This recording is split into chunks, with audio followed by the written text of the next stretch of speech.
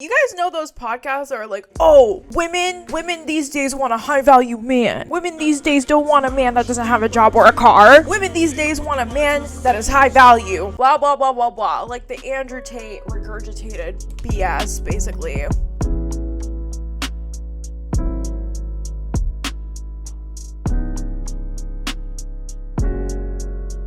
Hello everyone and welcome to my channel. My name is Ariana Jasmine and today we're going to talk about the Unpickable Pick Me. Apparently a YouTuber put out a really savage video about her and so we're gonna watch it.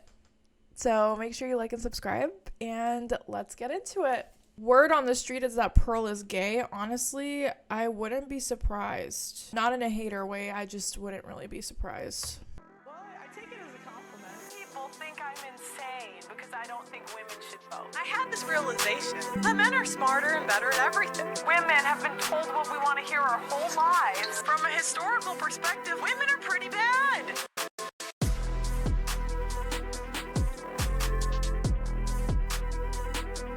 Nah, I kind of wouldn't be surprised if she's a closeted. Either that or she just says things to get a reaction. Like she knows what she's saying because I don't believe that she genuinely believes everything she says. Like, I'm sorry, there's no way. So clickbaity. 90% of women have gone virgin. Average body count is over 5. So I understand the complaint. When you search the word pearl on Google, you get the definition of a small, glistening sphere formed within the crystalline shell of an oyster, highly regarded for its beauty and rarity as a jewel. But if you search pearl on YouTube, you get this. What up, guys? Welcome to the Just Pearly Things YouTube channel. It's been 30 seconds and he's already roasting. Oh my god. Today, I want to talk about why women are dumb, how women realize that the only way we can be great at things is under the authority of a man. Just Pearly Things is a 26-year-old YouTuber, TikToker, and social commentator with a knack for anti-Semitism who isn't afraid to give her opinion on the appearances of teenage girls. Wait, I'm sorry, she's my age? Bro, I thought Pearl was like 35.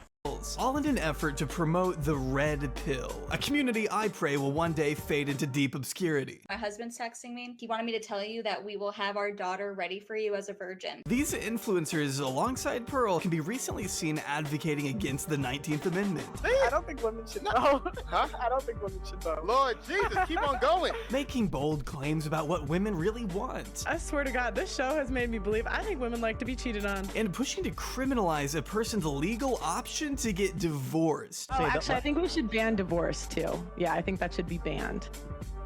Yes. Okay, well, that's a little bit silly. You have to acknowledge that, right? No. Something you'll hear these people often espouse is that women are expected to adhere to a very strict set of arbitrary guidelines in order to be considered desirable or high value. This is a notion Pearl subscribes to as well. Only the difference between Pearl and her contemporaries is that she, if you haven't noticed, is a woman. A token of femininity floating across a vast sea of testosterone, yearning desperately for a crumb of credibility, even if it means existing only to attack and demean her own group. Which is a long way of saying Pearl isn't like the other girls, because she's worse. And let's just be honest, we're basically like big kids, right? That can just be propagated and like you can push us to do things. By feeding into the delusions and Pearl isn't like other girls. She's just worse. biases of the most annoying people on the planet, Pearl gets to go viral on Twitter, book primetime television interviews, sell painfully uncreative merch, and produce some of the laziest, most unedited content I've seen in my life. Maybe you guys...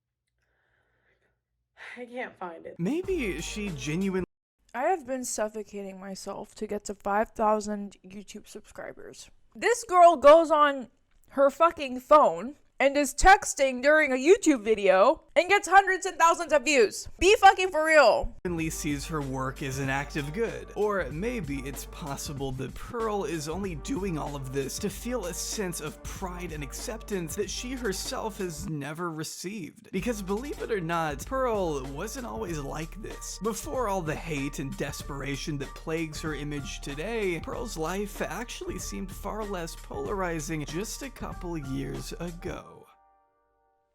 Hey guys, today I am here with my sister Eva, and she is going to give a chicken coop tour.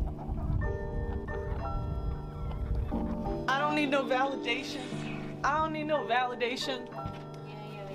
you don't need no validation. Except from TikTok. A lot of you guys have been asking questions. So I kind of ended up being like a full-time TikTok, like YouTuber by accident. I can't actually show you any of Pearl's original TikToks because her first account was banned, along with her second account, her third account, her fourth, fifth. Yeah, you get it. Pearl gets banned a lot. 2 years of work, 930,000 followers, and I have been officially banned. I got banned off of TikTok. I got banned. They banned account number 3, but you can't get rid of me, baby. You can't get rid of me, baby. Account number 4. I still got banned. Free just Pearly things. Give me my account back. In fact, Pearl is now on her 8th TikTok attempt, at least at the time of me recording this. Maybe when this vid finally comes out, she'll be on her 9th. I mean, God knows it wouldn't be surprising. But as sad as I am to be missing out on what I'm sure is some valuable content. So I said, you're a whale. You're a whale. You're a whale. You could say maybe the whale was too far, but she was a bigger woman. We can still get a good idea of what Pearl was like in 2020 by turning over to her YouTube channel, where she's attained close to 2 million subscribers and over 900 million total views just over the past 2 years. Of course, most of those views aren't totally meaningful considering they're from YouTube Shorts, which rarely translate over to active subscribers or substantial ad revenue, but we'll discuss all that in a bit. It's true that Pearl owes much of her notoriety to the likes of Andrew Tate and Fresh and Fit, who she has collaborated with on a number of occasions during her tenure in the Red Pill community, podcasting alongside inebriated sex workers, sex traffickers, and Nazis. Welcome, Nick Fuentes. But when we So she basically goes on these red pill podcasts. You guys know those podcasts that are like, oh, women these days want a high value man. Women these days don't want a man that doesn't have a job or a car. Women these days want a man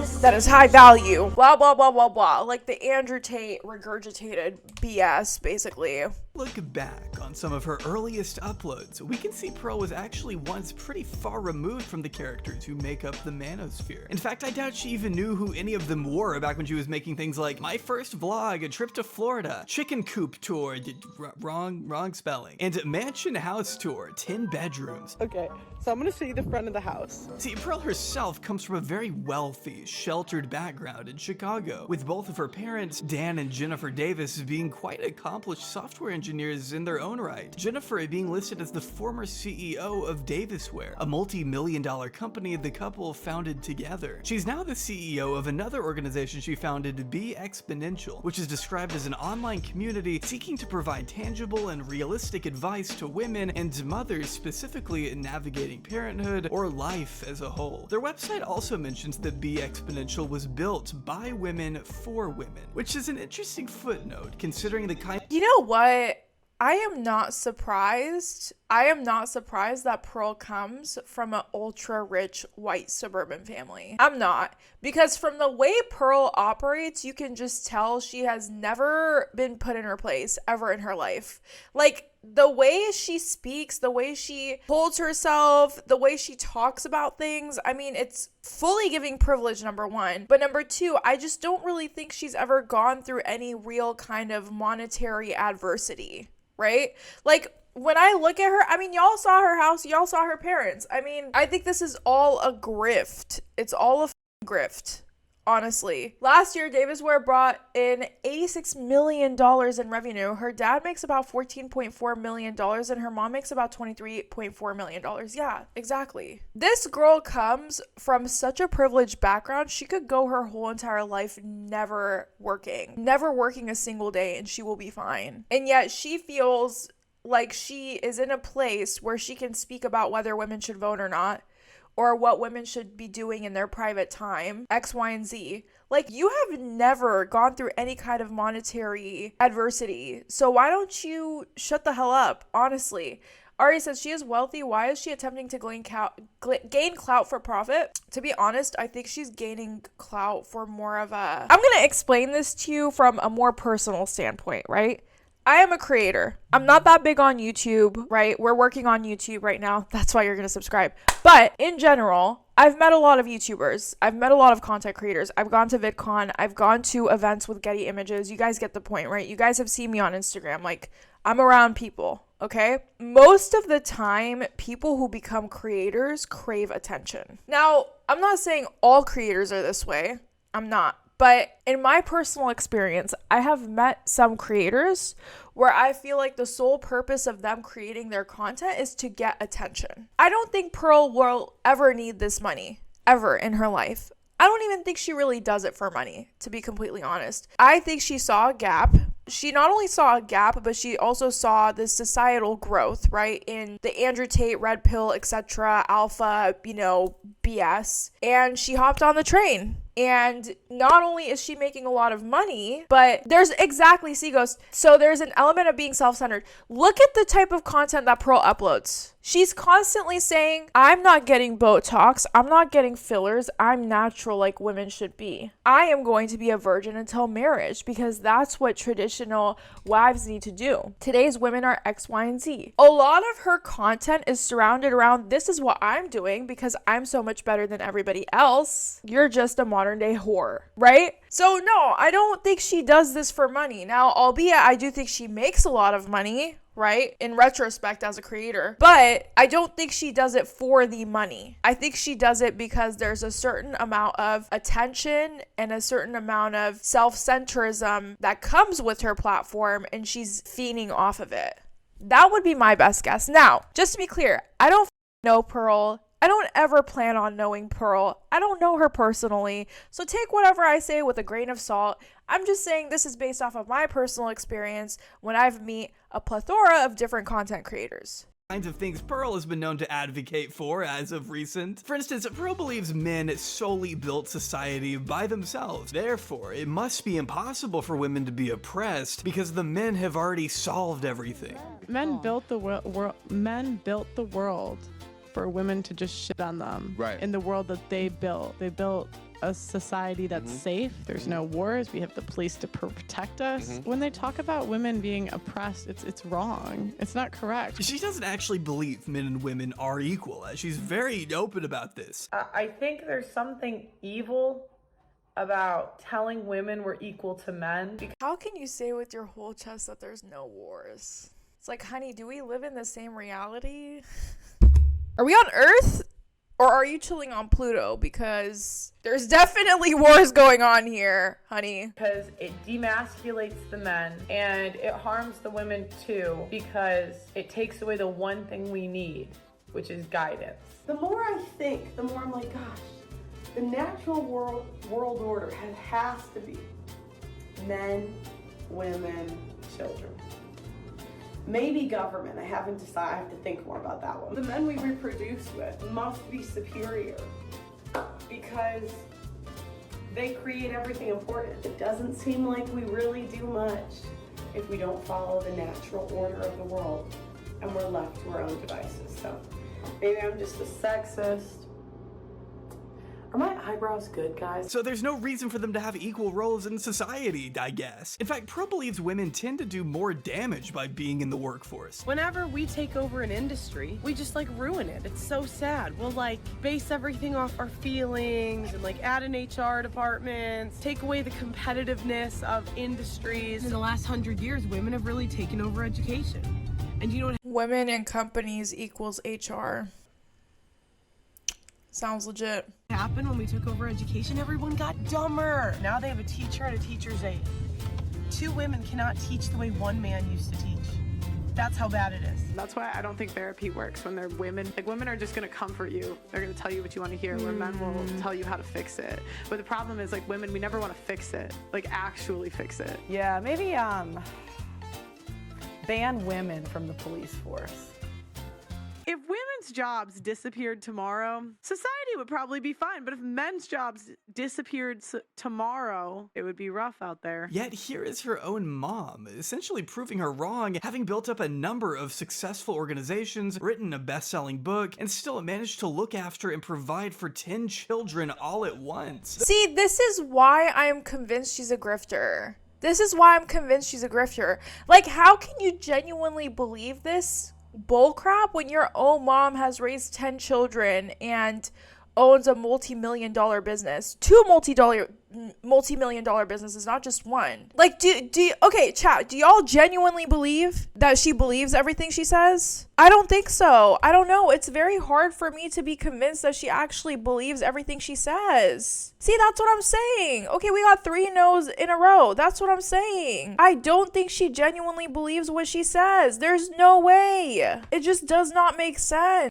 Though Pearl has also attempted to weirdly diminish her mother's accomplishments and role in the company, insisting she was never the CEO, despite Jennifer's website claiming the opposite. She may have also accidentally admitted to her parents committing fraud, but that's besides the point. Wasn't your mom the president? Was she the leader of the company? What was you're researching my family now, huh? They might have titled it one thing or another. They did that to get some grant from the government or something. I don't remember. But so, is that a crime? Yeah, you probably shouldn't say that on air. The main takeaway. Oh my god, this bitch is stupid. She is so stupid. By the way, I think she lives in London, talking about what American women should do. If she actually lives in London, but then she talks about what American women should do, that just tells you everything you need to know, honestly, at this point. The way here is that Pearl got to experience a lavish childhood as a result of her parents both having high-paying jobs. In fact, one of the times Pearl first blew up was thanks to a TikTok she made about a giant water slide her dad bought her and her siblings. Yeah, some people just live a completely different life than the rest of us. Now I know why she thinks a Lamborghini costs 50 grand. But this was Pearl's first taste of online stardom. A glimpse into a life where she didn't have to work a corporate job with Konica Minolta selling printers, a position she absolutely hated. And it was literally like the worst sales job of my life. Like, I hated it. I hated it so much. But if she had never sold printers, we never would have gotten these wonderful song parodies she posted to LinkedIn. We just took a DNA test, turns out we're 100% the best, even when we're going crazy, cause we do see problems, that's a human in us.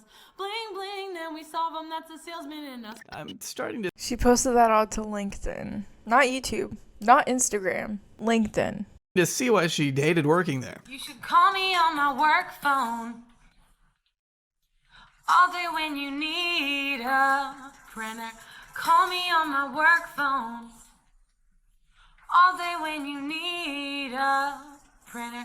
And I know when that work phone rings. Yeah, you know, COVID was a weird time for all of us. I'll just say that. My name is Pearl from Konica. I'll help you save till I can't no more. We got the printers in the back. It's still better than her recent music. Feminism is the worst thing ever. Yeah, we get our money. Yeah, we get our job. Yeah, we dumped our high school heartthrob. But then we end up alone on antidepressants. All alone. Pearl spent much of her pre-internet days playing. Bro, what is up with conservatives and libertarians thinking they can rap? I don't understand. Because Vivek Ramaswamy does the same thing too, where he'll try to rap to Lose Yourself Eminem, but like nothing is on beat and he's running out of breath. Like, bro, if you're a conservative or you're a libertarian, just stay away from rap. It's not meant for you. You're not built for it. It's okay. There's many other careers you can do. It's okay. It's fine. You don't have to be a rapper, okay? You really don't. Just save yourself and all of us from the misery of having to listen to your awful rhythm, rhymes, and beats, okay? All of us can live a comfortable life never hearing that ever again, you know? Sports, boasting about how she was a 3-sport athlete in college. In fact, her original plan was to join a program that would allow her to move to Europe and play basketball while completing a master's degree, until the program fell through, leaving her more time to post on TikTok. This is how she accidentally became a full-time influencer. Then the season gets canceled again, so I'm just like kind of left like with no job no real plan and just like, I don't even know what I'm gonna do next, but I'm gonna take you guys with me. You'll see what happens. Something that immediately stood out to me when I was first watching these older videos is how differently Pearl carries herself here compared to now. Trading in her Lakers hoodies and sweatpants for more of a trad wife look that these red pill guys go for, maybe? These are all just my own observations, of course, but I can't help but think I'm watching two different people here. I blew up on TikTok because I was really blessed because my parents just have like really cool stuff. My dad's like nuts, so he bought this like big water slide from a water park, and I just told the story of how the town didn't want him to put him up. I think the women are dumber than the men because I think our emotions just get in the way. We're too emotional. We see a problem, we get emotional about it, where the men can just think. Maybe she's just not as passionate about the stuff she talks about today. I haven't seen you talk to an actual scholar once. You just talk to kind of random women. Mm-hmm. Right? I mean, that's fair to say. She's just like fucking got me. Oh man, this is hilarious. Right. Mm-hmm. So when you say you talk to feminists, you just mean like random women off the street. Not like a scholar. That's say they're feminists. I mean, after all, this really isn't her forte. Unlike Andrew Tate, Pearl hasn't quite dedicated decades of her life to misogyny just yet. She only picked it up recently. When I first started watching red pill content, I didn't always like it, guys. They're saying girls are whores, we're fat, and we bring basically nothing to the table nowadays. But the more I listened to the content and really thought about my experience in the world, I couldn't really say that they were wrong. According to one article I found from 2020, Pearl was first gaining traction on TikTok after just several months of creating her account. Her initial claim to fame being her breakup quiz series, in which she wrote a bunch of questions that viewers could then send to their ex-partners to fill out for Pearl to post publicly. And it was pretty successful too, posting the best answers from a pool of nearly 9,000 submissions. Telling Yahoo, I try to post the most appropriate ones. I know there are kids on this app, so the bigger I get, the more I try to keep it PG. Damn, I wonder when she stopped caring about that. What if you've only had one partner, but you had 10 abortions, you were a stripper, and you had OnlyFans? Whore, not a whore. This article, though, also makes sure to note that Pearl herself has yet to send the quiz to anyone in her past, considering she's never actually been in a real relationship. Pearl stating, I actually have not had a boyfriend that was serious enough for me to send it Now everything makes sense. Why didn't you start the video off with that? to. Hence why I had my followers take it. The only long-term relationship I can think of is a guy I talked to for a couple years in college, which in itself is totally fine and normal. Everyone moves at their own pace, and there's no shame in dating later in life, except Pearl might slightly disagree. Just because you're 35 and you're single doesn't mean you'll be single at 40, at 60, at 70. Well, but the problem is at 35, you've lost all the things that men value. That's the problem, because men value femininity, fertility, and they value youth. So you can't say you're youthful when you're almost halfway through your life. Like, you can't say you're fertile when you're about to have geriatric pregnancy. So it's like, and you look worse than you did at 25, right? So the way you're thinking is like a woman. Not to mention, it's almost been 3 years. Not geriatric pregnancy.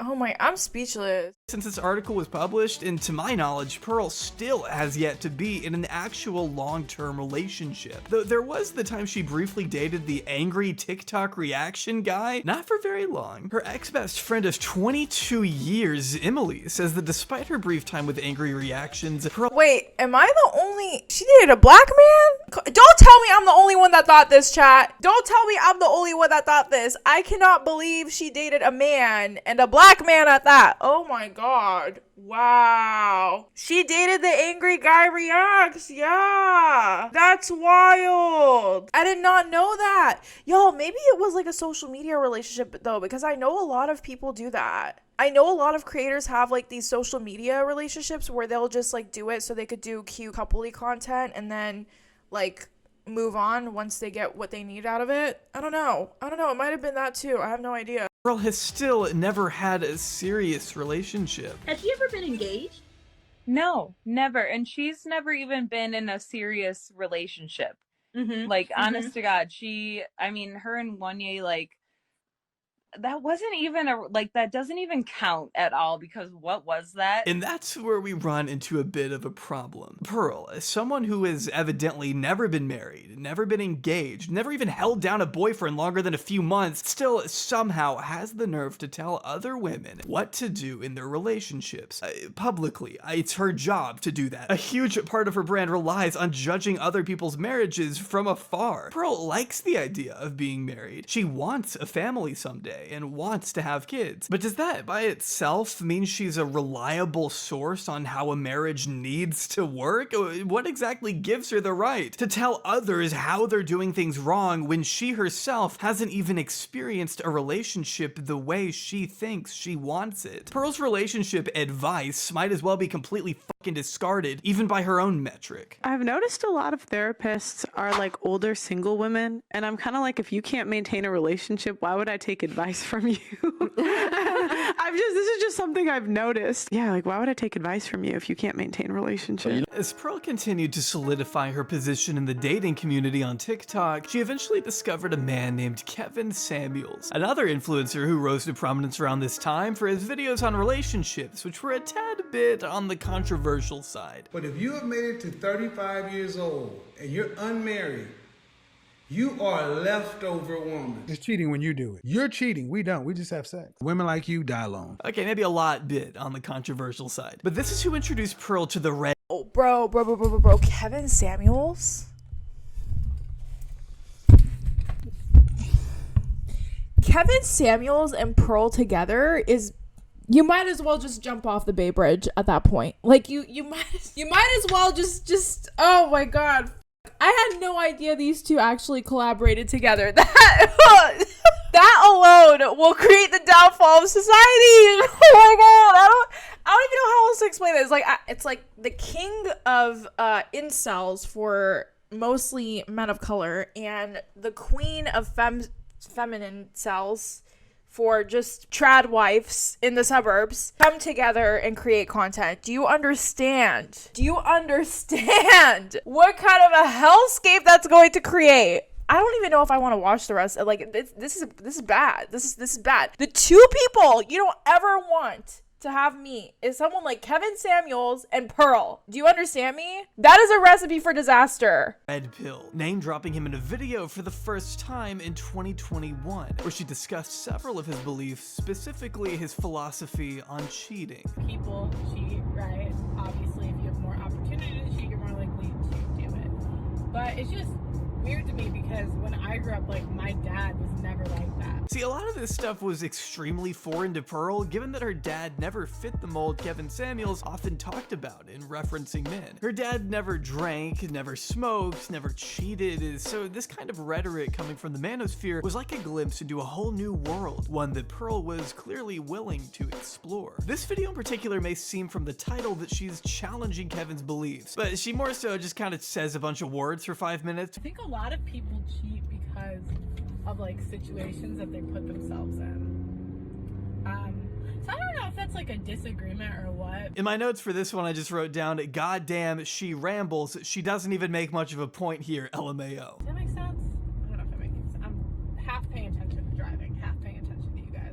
To further acquaint herself with this community, she very much began consuming as much of their content as she could, listening to their arguments and regurgitating their talking points on her own platforms. Okay, fourth thing I've learned from the manosphere, and I'm not going to talk about if this is true or not true. Women are always willing to leave you for a better option. Women today are less marriageable than ever before. Like, women can and will take all of your money. Women will do things like withhold sex if they don't do like chores or something.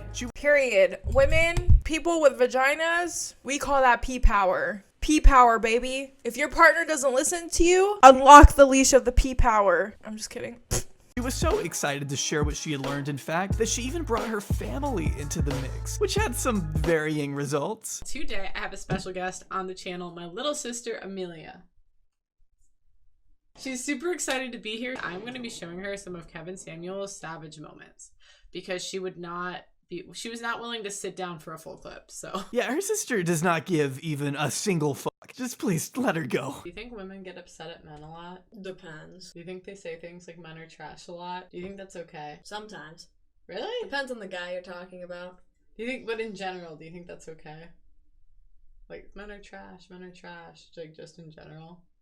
I don't know. I don't really have an opinion on that kind of stuff. I mean, sitting your 13-year-old sister down in front of a laptop and forcing her to watch Fresh and Fit is bad enough. They're kind of players a little bit. You ready? This looks like her sister's 13th reason. I ain't even gonna lie to you.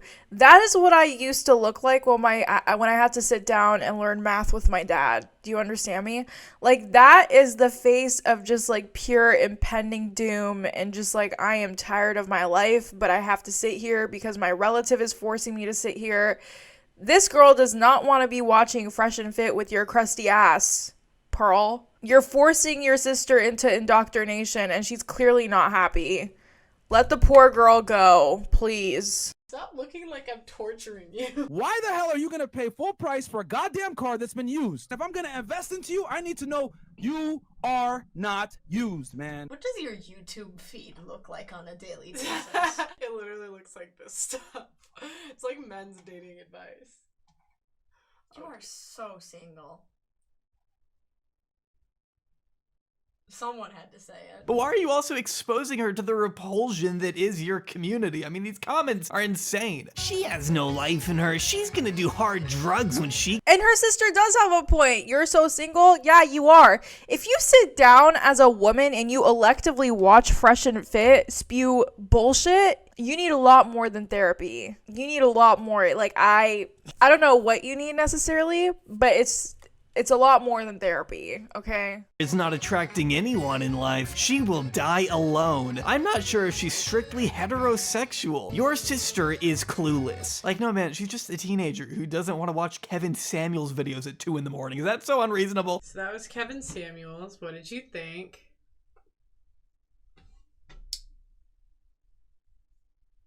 Did you think what he said was true or false?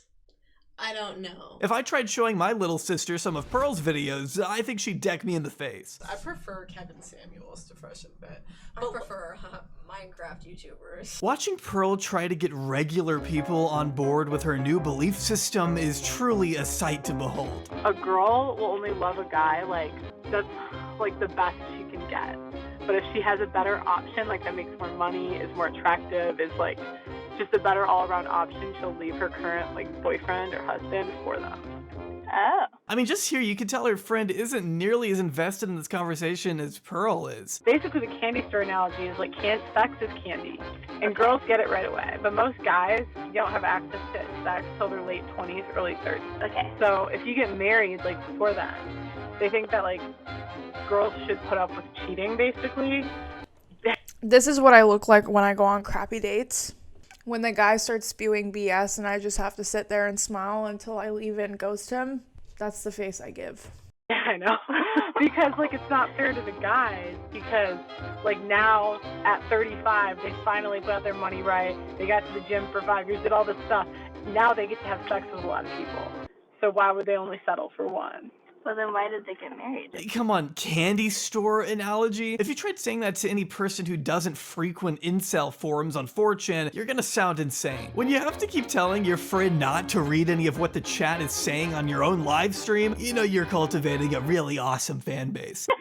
You can't read the comments. Yeah, you can't read the comments too. Like, you can't. Oh. Which, of course, has only gotten better with time. 73% of these people don't think gay people should adopt. 76% think trans people should be institutionalized. I mean, what the fuck are these questions, Pearl? It's no surprise that when you confront someone in the real world with these kinds of talking points, you don't get much of a positive response. Are women really that smart? I think we're all equal. Oh, you think we're equal? I think the men are smarter.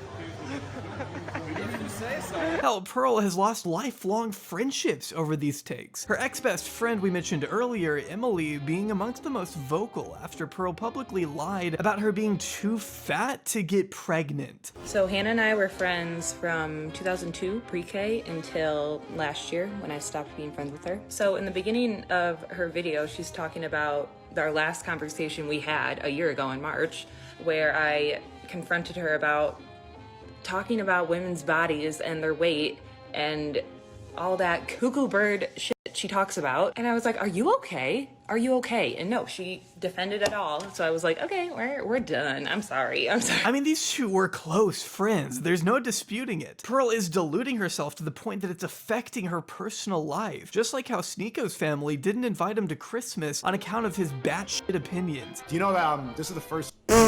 I'm sorry, I did not know Sneako's family ghosted him for Christmas? I'm done. This year, I'm not going home for Christmas. They don't, I have blue hair, woke family, kind of like you, and they don't fuck with my politics at all. I mean, it doesn't take a blue hair people to not want to fuck with your politics. Like, It's never got to the point where I've been like uninvited for Christmas. I hate to break it to you, but normal people don't give so much of a shit about chronically online manosphere garbage, like whether or not women should give back their rights. In reality, these conversations are so inherently ridiculous and inconsequential compared to what the average American is dealing with. We're living in a country where 30 million people are without health insurance. Millions of already employed people are having to work multiple jobs just to put food on the table. Almost half the population can't even afford a decent home. I mean, you see how these conversations Pearl wants to have are kind of silly? Yeah, I get the irony of me sitting here making a video on her, but my brain is broken. So of course I'll indulge her arguments a little bit. I just want to be sure that we're keeping this whole mess in perspective, at least. Like, man, people are just trying to make it through the day. The last thing anyone wants to do is listen to just pearly things tell them what age disqualifies women from finding a partner. Who cares? Also, asking this person about age probably isn't the best idea. What the 16-year-old chicks are hotter than 26-year-old chicks?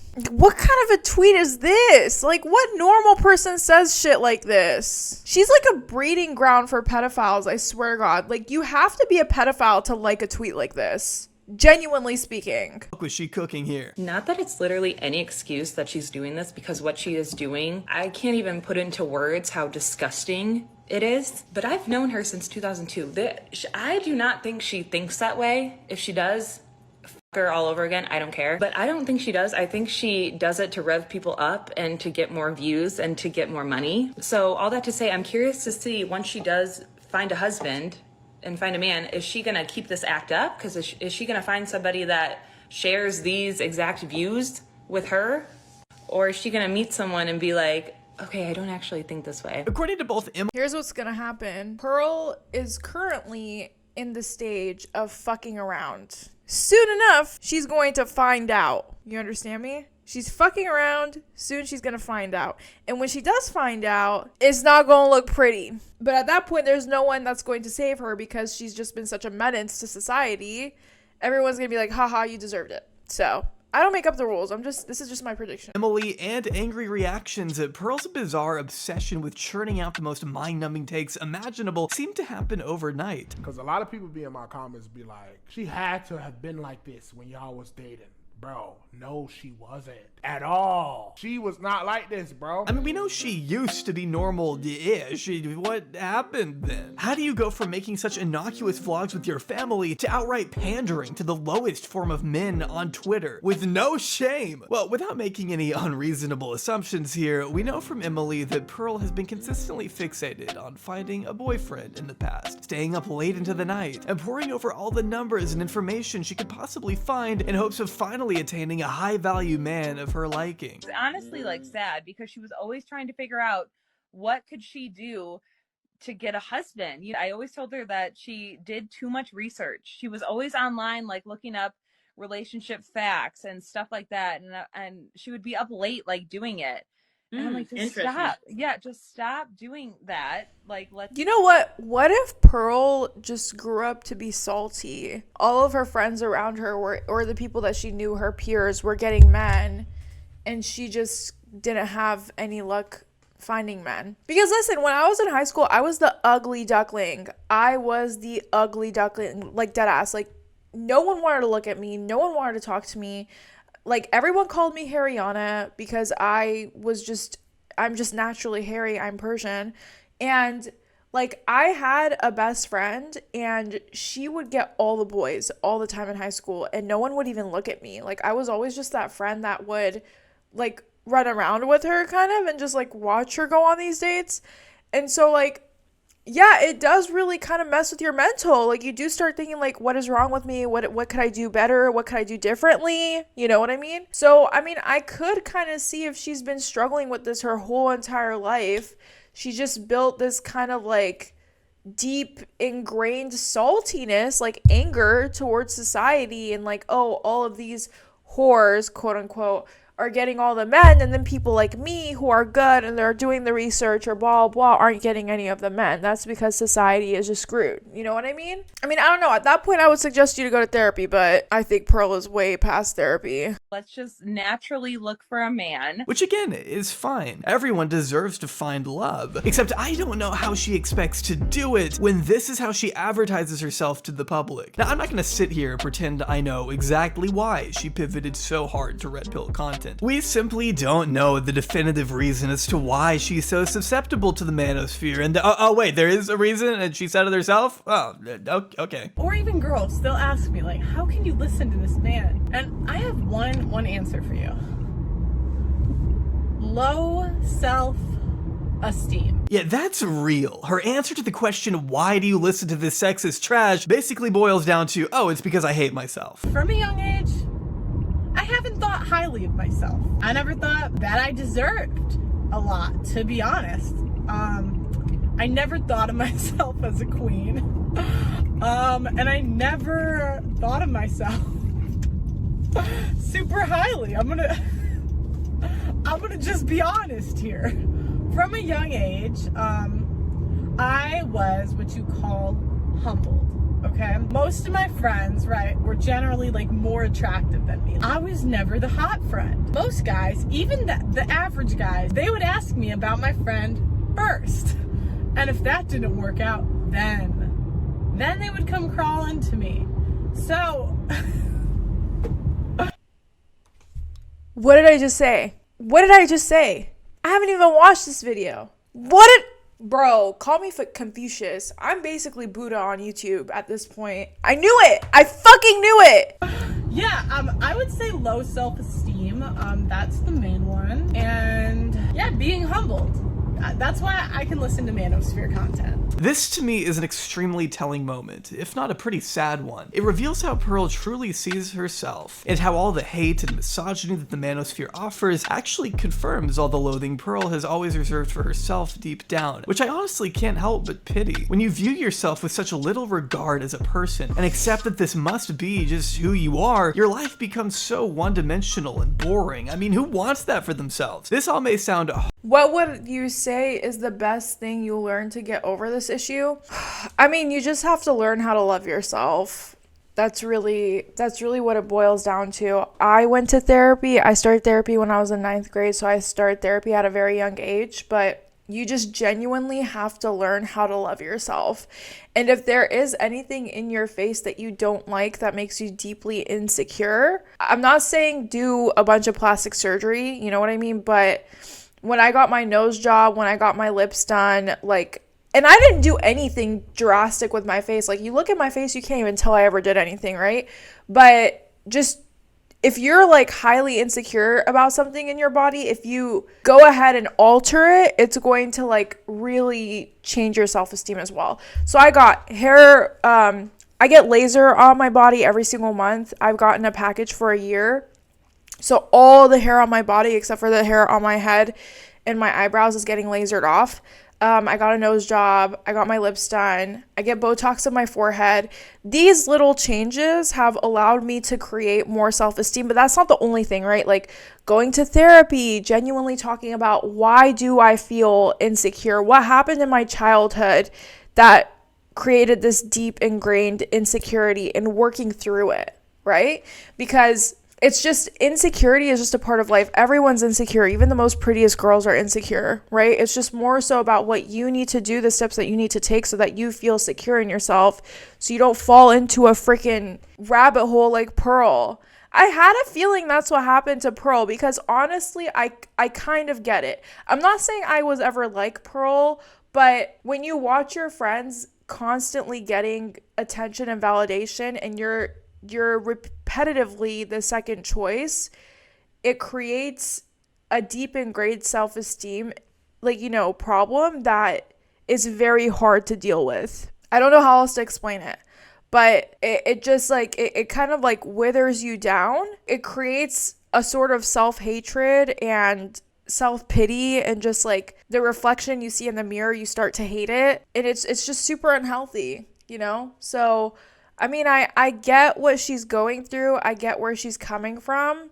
But at the end of the day, I don't really think it's still an excuse to be acting that way, you know, in my humble opinion. Harsh, but it is so hard to talk about Pearl's content without also seeing how deeply intertwined it is with her own self-image. Her entire persona screams insecurity and desperation, to the point where she has been widely coined a pick-me girl by just about everyone. And you can't blame them, because being a pick-me is in the very nature of the character she portrays. Permission? I want to give him permission, but if I chose to go down the path of high value man, I would know that it's a possibility, and I don't think I would want to ruin an entire family over that. If I was super in love and I had children with a man and I was really, really in love with him, he was a good man overall, I think I'd be lying if I'd say that I couldn't get over it. We should try to give men grace. I think that's part of relationships. That's part of life. Like, I think if a woman cheats, she's trying to leave you. If a man cheats, yes. just like He's it's getting like off. it's like a handshake.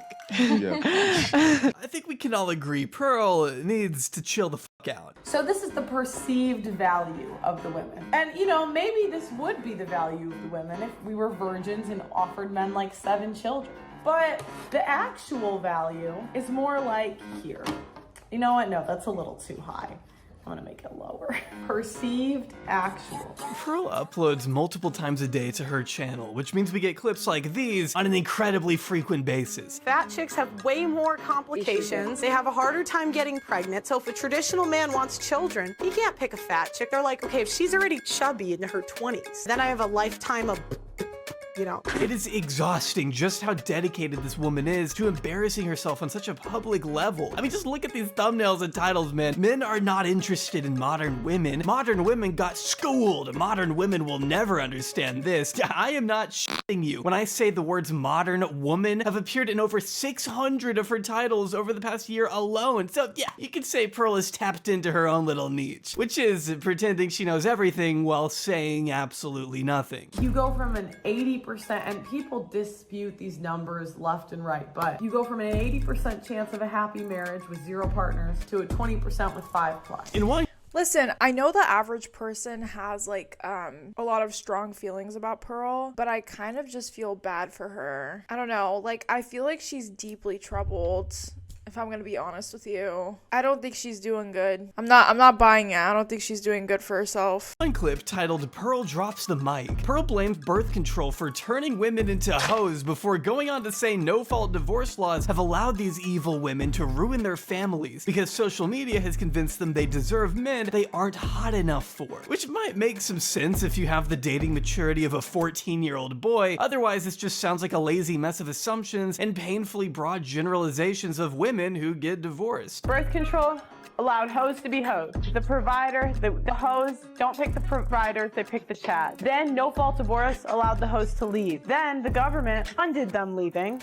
And then social media made girls that are 6s think they're 9s and 10s. They break up their home because they think they can do better and they can't. Class dismissed. I mean, how is this meant to be convincing? Well, it's not. It's so hilarious because there's no leeway for like, hey, maybe you're a woman and you're in an abusive relationship and you want to leave. Maybe you're a woman that got cheated on. Maybe you just want to move on with your life and move on. You're not feeling the same about your partner. You guys aren't seeing eye to eye, whatever. Like, social media is not the reason for divorce. And you know what? In some relationships, it might be. I'm not saying it's not. But usually when social media is involved in a divorce, it's like, my husband is talking to a bunch of girls on social media, or I don't know, getting this type or that DMs or sending that kind of DMs. Like, I don't think social media is making women think they're more prettier than they are, therefore they're leaving their families. It's just like mental gymnastics to explain something that really doesn't have to be explained, right? Like, you and I, anyone really, including Pearl, we don't really have like the authority to speak on other people's relationships and why they get divorced, right? To be quite frank with you, I don't really care why people get divorced. Like, you want to get a divorce, that's on you. That's totally your right. Like, it has nothing to do with me or Pearl or anyone. Like, who am I to be speaking about why people get divorces or not? It's supposed to be convincing. It's supposed to reinforce the stereotypes men have of whatever qualifies in their minds as modern women. Here is Pearl, a woman, saying the things that feed directly into the biases of someone displeased with women having access to things like birth control, Instagram, or divorce. Here is a woman reassuring them that they're right without actually citing any direct evidence or examples as to why. And the morons in the comments eat it the fuck up. This chick should win the Presidential Medal of Freedom. Pearl's dad is Chuck Norris. We need smart people like her in Congress and Senate. She's doing the work of the Lord. She should run for Congress. You gotta respect the way these freedom-loving patriots want the federal government to strip rights away from half the population. Why women shouldn't vote. Yes, okay. I would like to tell you how I came to this conclusion. I wanted to know why men were so angry about women. When I started researching the stuff, it was pretty easy to figure out why. 90% of women have been on birth control. 1 out of 3 women has had an abortion. 1 out of 3 women has an STD. Average body count is over 5, so that your average wife has slept with over 5 people. 95% of women are not virgins on their wedding days. I understand the complaint. See, the YouTube Shorts format fits Pearl's arguments a lot more suitably than a full-length, fleshed-out video could. The 60-second time limit lends itself to the inherent lack of nuance in her beliefs. Plus, these get way more views, too. I don't know what it is, but there's just something about these shorts that takes the algorithm by storm. There's a way more potential to go viral here than anywhere else. Without any extra efforts, you can get 22 million people to watch this. If my son came home from school one day and said to me, look, Mum, I'll be honest with you, I think I'm gay, I would take it on and I'd be open. What if your son came home and said, I think I'm black? Well, I mean, obviously, obviously, I'd have to sit him down and be like.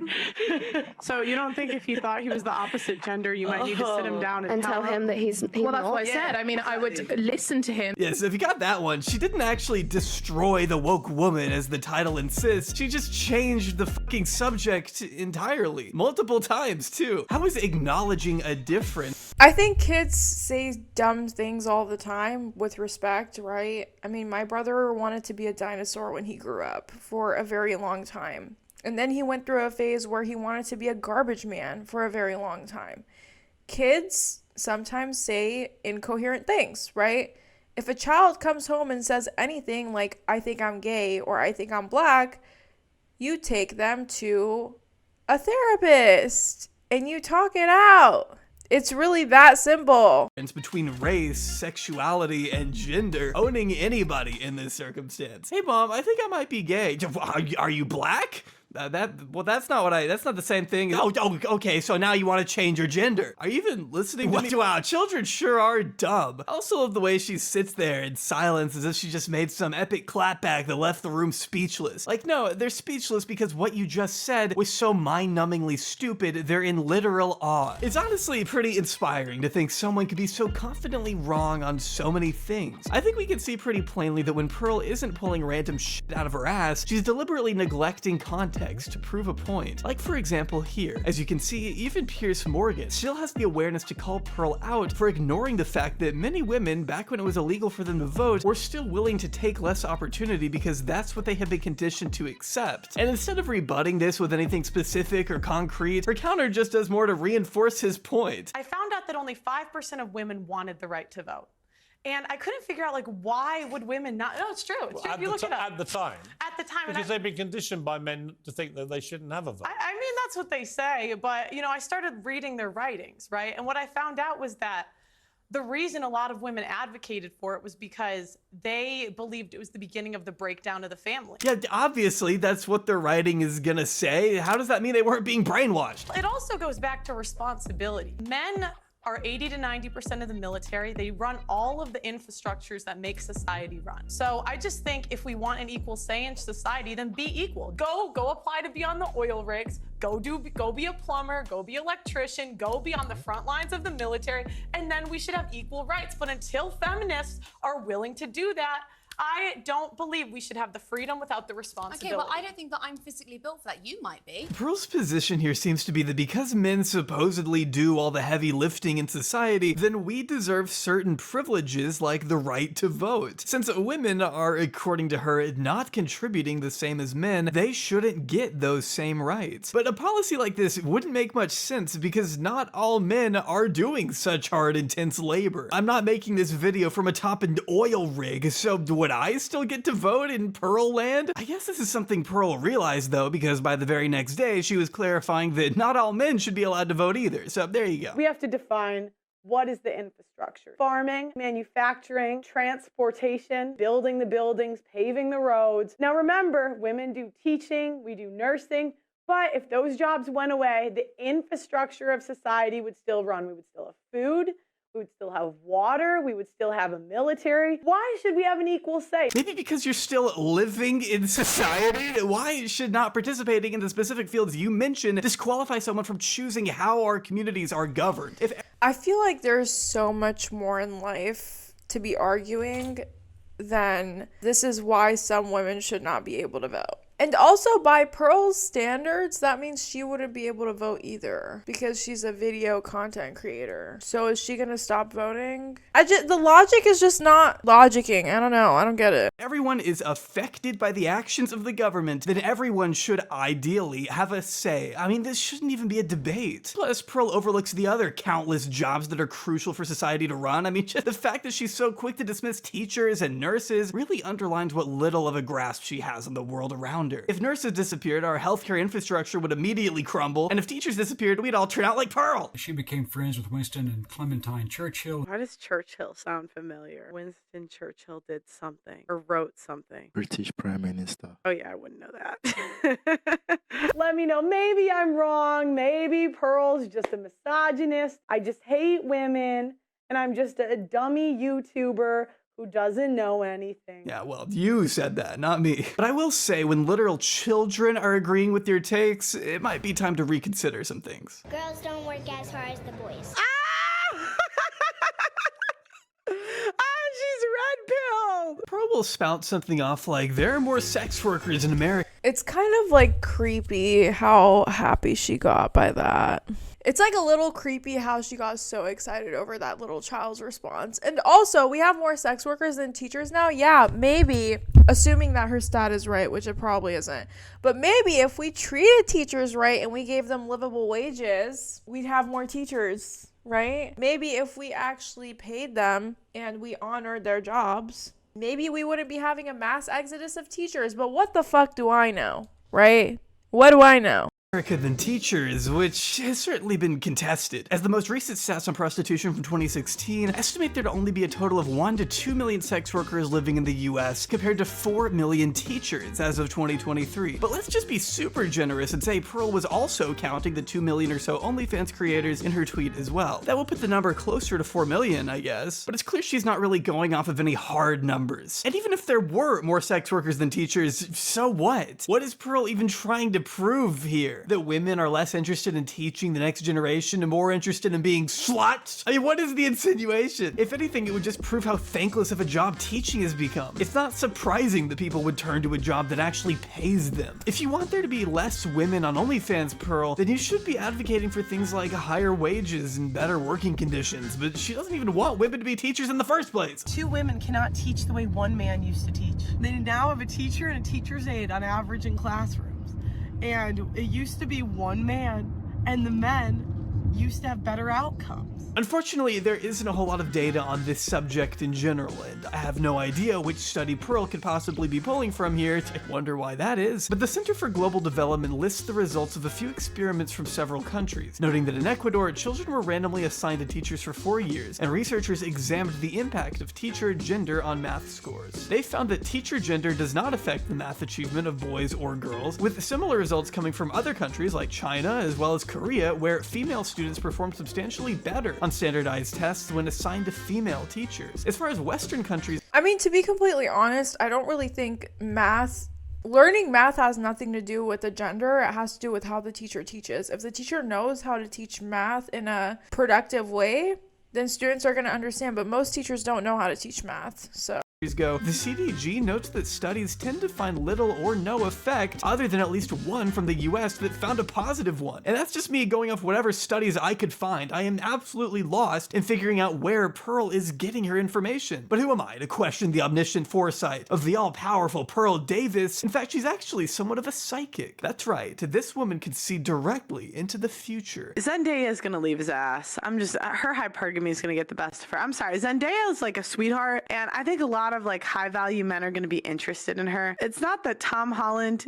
isn't a high value man, he is, but I just think more high value men are gonna be interested, and I think she's gonna go for it. I give it 6 months. To know the exact inner work. Dude, this girl is just talking out of her butt. She's just pulling things out of nowhere. Like what is the basis of the predictions she's even making? Like, I don't even know. Workings of a celebrity's private dating life is certainly an impressive talent to have. And what an amazing fountain of knowledge Pearl is. Except she's so far removed from reality, it makes me a little worried. Just take her incredibly weird and intrusive video here, where she speculates on Tom Brady's divorce from his wife Giselle. Once again, blaming their separation on the fact that Tom was making less money playing football than Giselle did as a supermodel. Giselle and Tom divorced last year. Now, there are a couple warning signs that a woman is going to leave your ass. Number one is if she out-earns you. Most women have a modern mindset where they think they are better than a man because they out-earn him. Man, you don't know the reason for their divorce, so what are you even saying? This is something Pearl has suggested in the past, that women who out-earn their husbands tend to leave them. That's one of the number one predictors of divorce. If a woman out-earns her husband, she is more likely to leave. But there's a reason Pearl doesn't cite any sources when she says things like this. According to sociologists from the University of Wisconsin-Madison and the University of Pennsylvania, the divorce rate for couples married in the 90s with female breadwinners has fallen to just 4% higher than those with male breadwinners, which is a massive improvement compared to couples married in the 60s and 70s who were 70% more likely to divorce when wives earned more or the same as their husbands. Marriages with female breadwinners are actually succeeding way more today than ever before in the past, but that's not the kind of context Pearl would give you because it doesn't fit her overly simplistic view of the world. By ignoring Pearl just says shit. Pearl just talks.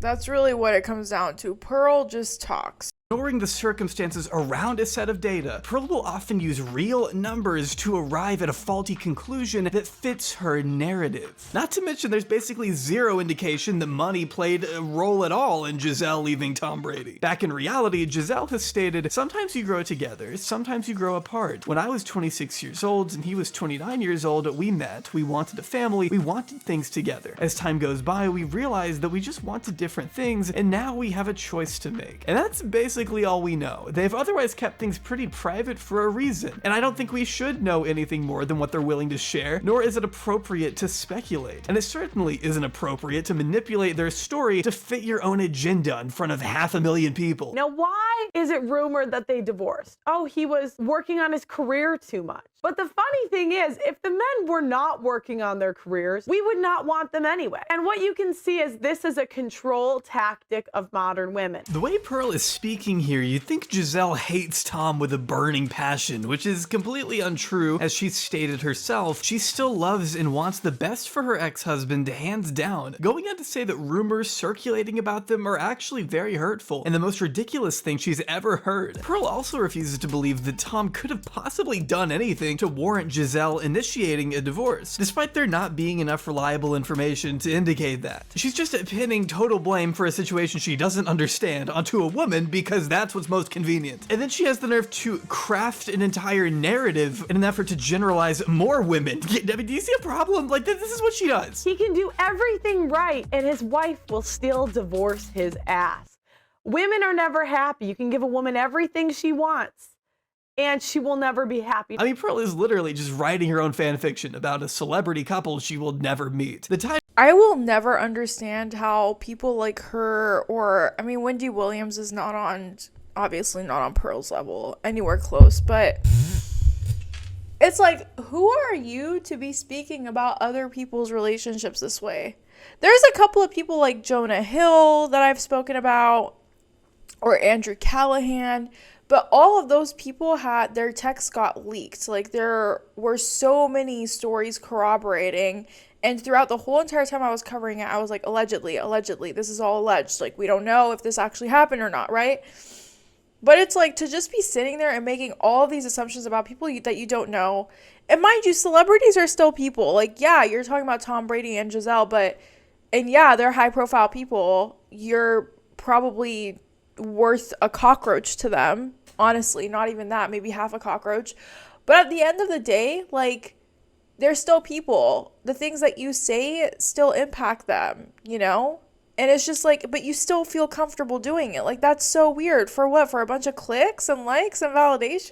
Title is just blatant clickbait. Not once during these 7 minutes of absolute torture does she give even a single example of Giselle getting furious at anything. You're just using famous names to Trojan horse your putrid beliefs because nobody cares what you have to say otherwise. And as a Cowboys fan, I hate the Pearl is making me defend Tom Brady. But reinforcing parasocial relationships with football players honestly pales in comparison to clickbaiting a person's actual death like she does in this video. What up, guys? Welcome to the Just Pearly Things YouTube channel and welcome to Pearl Daily. We have a OnlyFans model who died trying to be a whore. Yeah, that is actually how the video starts. Never mind the fact that she wrongly labeled this lady as an OnlyFans model, as there is nothing in the news to confirm that. She was an Instagram model who tragically lost her life in 2017 while under the influence. She leaned herself out of a moving car that her friend was driving and hit a lamppost. It's an absolutely horrific situation. And of course, that's not something she should have been doing, but she also didn't deserve to lose her life, as Pearl's thumbnail implies. I mean, her family lost a loved one, and Pearl can't have any respect for them. Pearl mentions this situation in the title and thumbnail in a 54-minute episode of her podcast. Yet only 2 minutes are spent at the very end actually discussing what happened. And when we finally do get to that part, Pearl's commentary is just this. You know, we're so addicted to attention these days. Women are addicted to attention. She became so attention addicted that it literally led to her death. And we see case after case after case. We see this as a trend, a growing trend.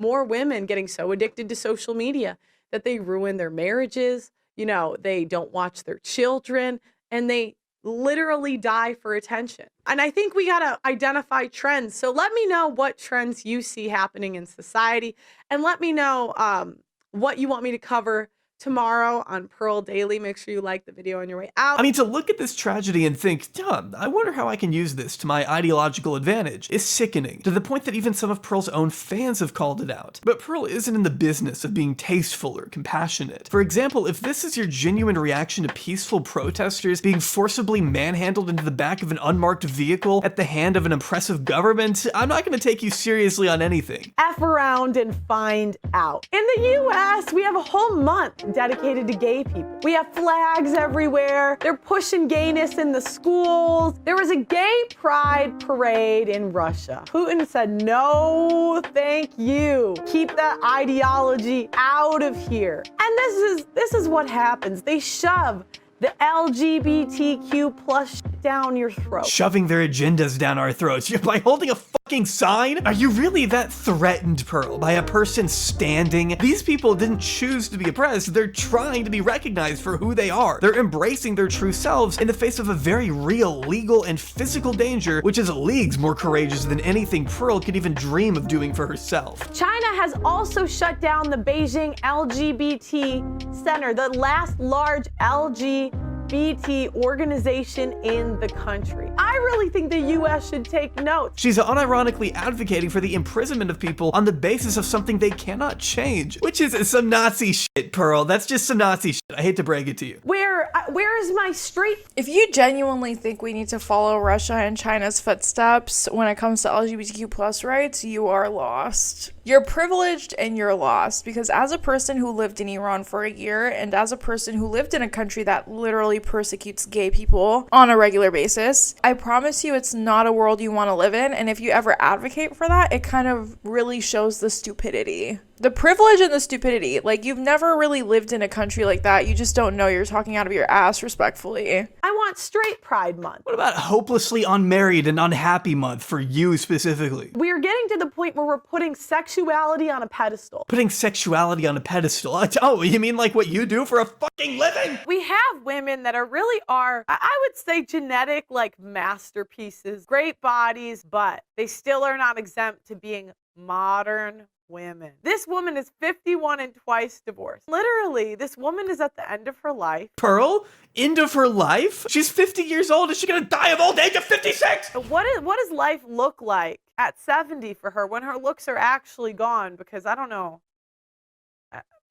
Maybe she'll look good at 70. I don't know. Yeah, you don't know. That's the whole point. Pearl's ideology insists that unless you marry young and begin popping out as many babies as you can physically muster, you aren't living up to your full potential as a woman. I mean, for fuck's sake, she suggested prosecuting anyone who does OnlyFans. I was thinking if they made OnlyFans illegal, the influencers couldn't do it so openly. I reserve the right to prosecute you. By painting with such broad strokes, she's obviously ignoring the population of women who do manage to be happy in spite of not starting a family of their own. Maybe not everyone wants to wear trad dresses and cook for their husband instead of following a career path of their own. Although you definitely can do that. No one should ever stop you from living however you want to live. It's childish to assume everyone wants exactly what you want. Yet Pearl, either willfully or otherwise, simply refuses to accept that there are women out there who are content with straying away from the rigid, conventional guidelines she considers to be natural and necessary for society to function. I mean, isn't that what Pearl's doing? She's self-sufficient enough without a man, I thought. I mean, here's my question. Pearl is 26 right now, right? If she really believes in what she's saying, I better see that ring and that baby, or babies plural, in the next couple of years. Because by your logic, you're going to be worthless to men. So you better start hustling, Pearl. Get to it. I dyed my hair purple. I literally think that if I didn't have my dad helping me with like, the YouTube channel, I'm a woman. I would just like, flop and just like chill out. Well, never mind. But it's not like every woman on earth needs a man to help them build a basic fucking bed frame from IKEA. I'm sorry, but I'm floored by this tweet. This is the single easiest piece of furniture to build, and you're saying you need someone else to come in and save the day? Oh my god, pick yourself up, Pearl. Why would you admit to that? But she can barely go on one podcast without telling on herself, without revealing just how limited her perspective on the world really is. Despite making it her entire brand, Pearl doesn't really know what guys look for in a partner. She thinks she does, but that's because she's either hanging around the wrong people or just projecting again. Seriously, what do women bring in 2022 that is special? Nothing. Do most women have a cookbook? Do most women really know how to cater to a man? No. Are most women virgins on their wedding day? No. So what do most women bring in 2022 that is special? But I mean, is that truly all she believes women can offer? Virginity and a cookbook? What about companionship or guidance or communication or I don't fucking know, love? Why do the things that make women so valuable in the eyes of Pearl always boil down to simplistic things like cooking and sex? I promise you, that's just not what all people care exclusively about when looking for a partner. It's also interesting she keeps coming back to the concept of being a virgin considering she isn't one. This is probably too far, but imagine, okay? You could go to the gynecologist to prove your virginity on your wedding day, right? And there was some sort of like prize, like $10,000, $5,000, whatever like a lifetime of child support would cost. You just put that for virginity on the wedding day. Doesn't the sanctity of marriage also rely on the woman being a virgin? So you wouldn't be able to get married? What do you mean? Well, you've spoken quite openly about how you're not a virgin, and so if you want to preserve that sanctity of marriage, then I just think that you're upholding standards that you don't actually live by. Yeah, this is such a recurring theme for Pearl. Take her video, Should You Wait Until Marriage Masterclass, where she pulls out a whiteboard and scribbles down a bunch of incomprehensible notes on virginity and aging and whatever else Pearl likes to dwell on throughout the day. In most cases, virginity is the most valuable thing you can give to a guy. Mm-hmm. It is so powerful. Like that is the most beautiful gift you can. What is Pearl's obsession with virginity? I'm sorry. I feel like nowadays, if you try to date someone as a grown woman and you tell a man that you're a virgin, that's going to scare him. I don't know. I feel like that's too much pressure for a lot of men to deal with, personally speaking. Unless you live in freaking Utah and you're Mormon, I don't really see how that could be beneficial. Like, yeah, maybe women are not offering virginity. in today's society when getting married, but women work, women make money, women do things that women 100 years ago could not offer. It's a trade-off, right? Society changes, things shift. You rarely have a household now where the mother and the father do not work together to make money, to put food on the table, right? Like, sure, she might not be a virgin, but many women are now college educated. Many women are now in the workforce. On top of that, women still cook. They still have children. If anything, women have so much more to offer than just a virginity. And if that is important to you, the amount of people that your wife has slept with, then that's your prerogative, right?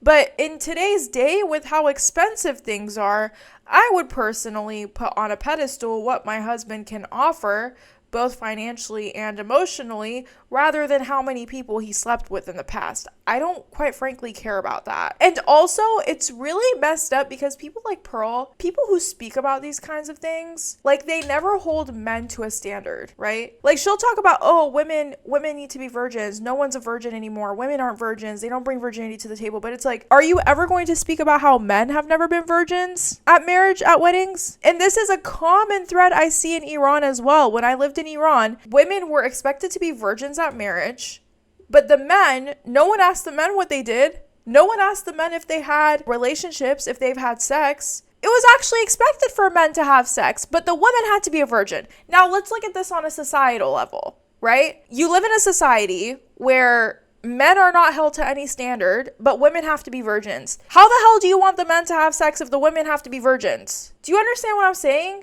Like, this kind of rhetoric, it's antiquated, it's outdated, it's sexist, and it quite frankly doesn't work. Okay, telling women to just be virgins because men love that, that's not going to stop women from having sex. Abstinence-only teaching has never worked, ever, in the history of humankind, period. Unless you want to build a very fucked up society, quite frankly, of people being misogynistic, of people having insane double standards. I mean, I could go into more detail about how screwed up this has made Iranian society, but I'll spare y'all. I will spare y'all. Women, no, you know what? Screw it. We're going to talk about it.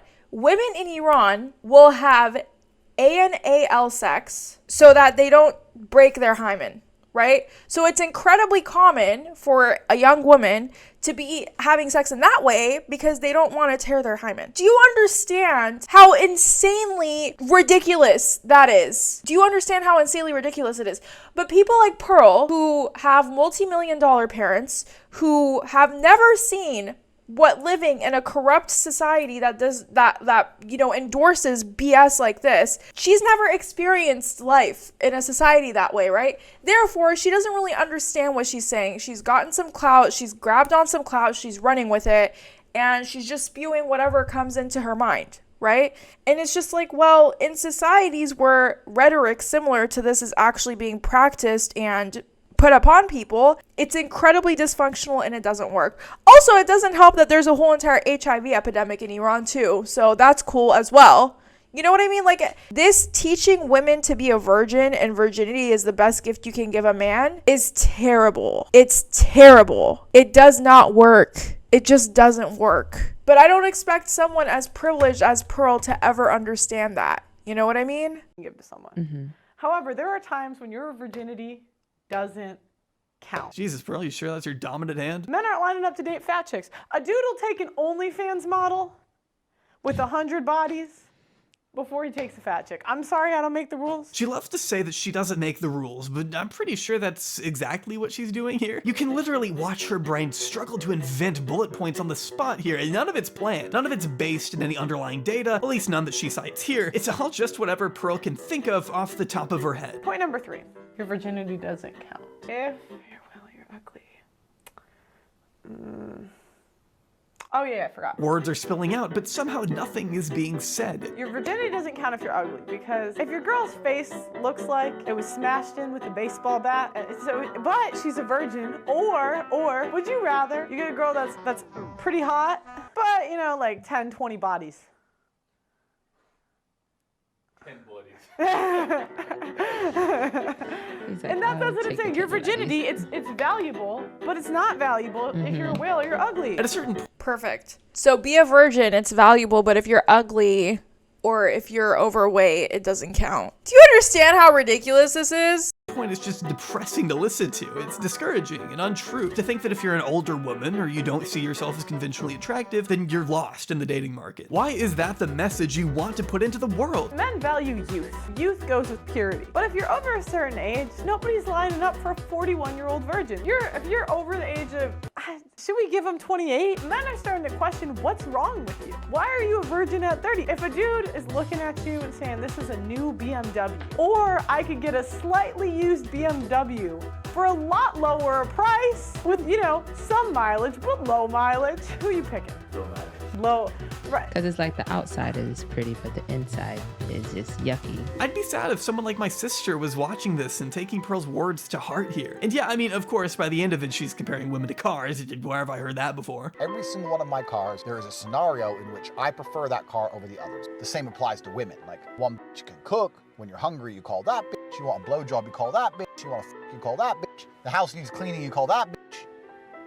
But I don't want anyone to think I'm sexist or misogynist. It obviously didn't take long for Pearl to grab the attention of the man who paved the way for her lucrative new business, cozying up with those who pioneered an industry of misogyny so airheads like Pearl could come along and steal the show by ripping all of their talking points, which in turn just boosted her reputation even more. Out of all of Pearl's podcast appearances though, the most controversial came when she brilliantly decided to bring self-described white nationalist and I guess now advocate for child grooming Nick Fuentes onto her show, The Pregame, which I haven't talked a lot about yet because it is so painstakingly boring.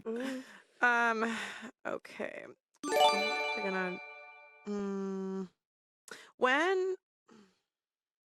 when do you notice a woman's looks start to fade? The pregame usually just consists of Pearl dragging whatever random women she can find onto a panel and strong-arming them into agreeing with her takes. You can watch her physically preparing to jump down the throat of anyone who dares speak out against her. It's just such an unwelcoming format. I wouldn't recommend for someone to stay in an abusive relationship.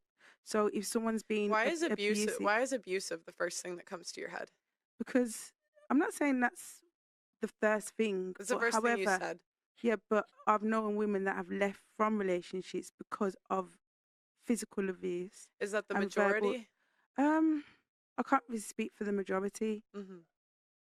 You think the majority of men are abusing women? You think that's probable? Man, she didn't even say that! Pearl hears what she wants to hear and doesn't settle for anything less than the absolute most generalized terms by diminishing nuance and forcing her guests to pick a side in the debate that demands far more depth than Pearl will allow. It all depends on the person that you are. Okay. I mean, there's a lot of people that I'm gonna make one caveat. No, it depends.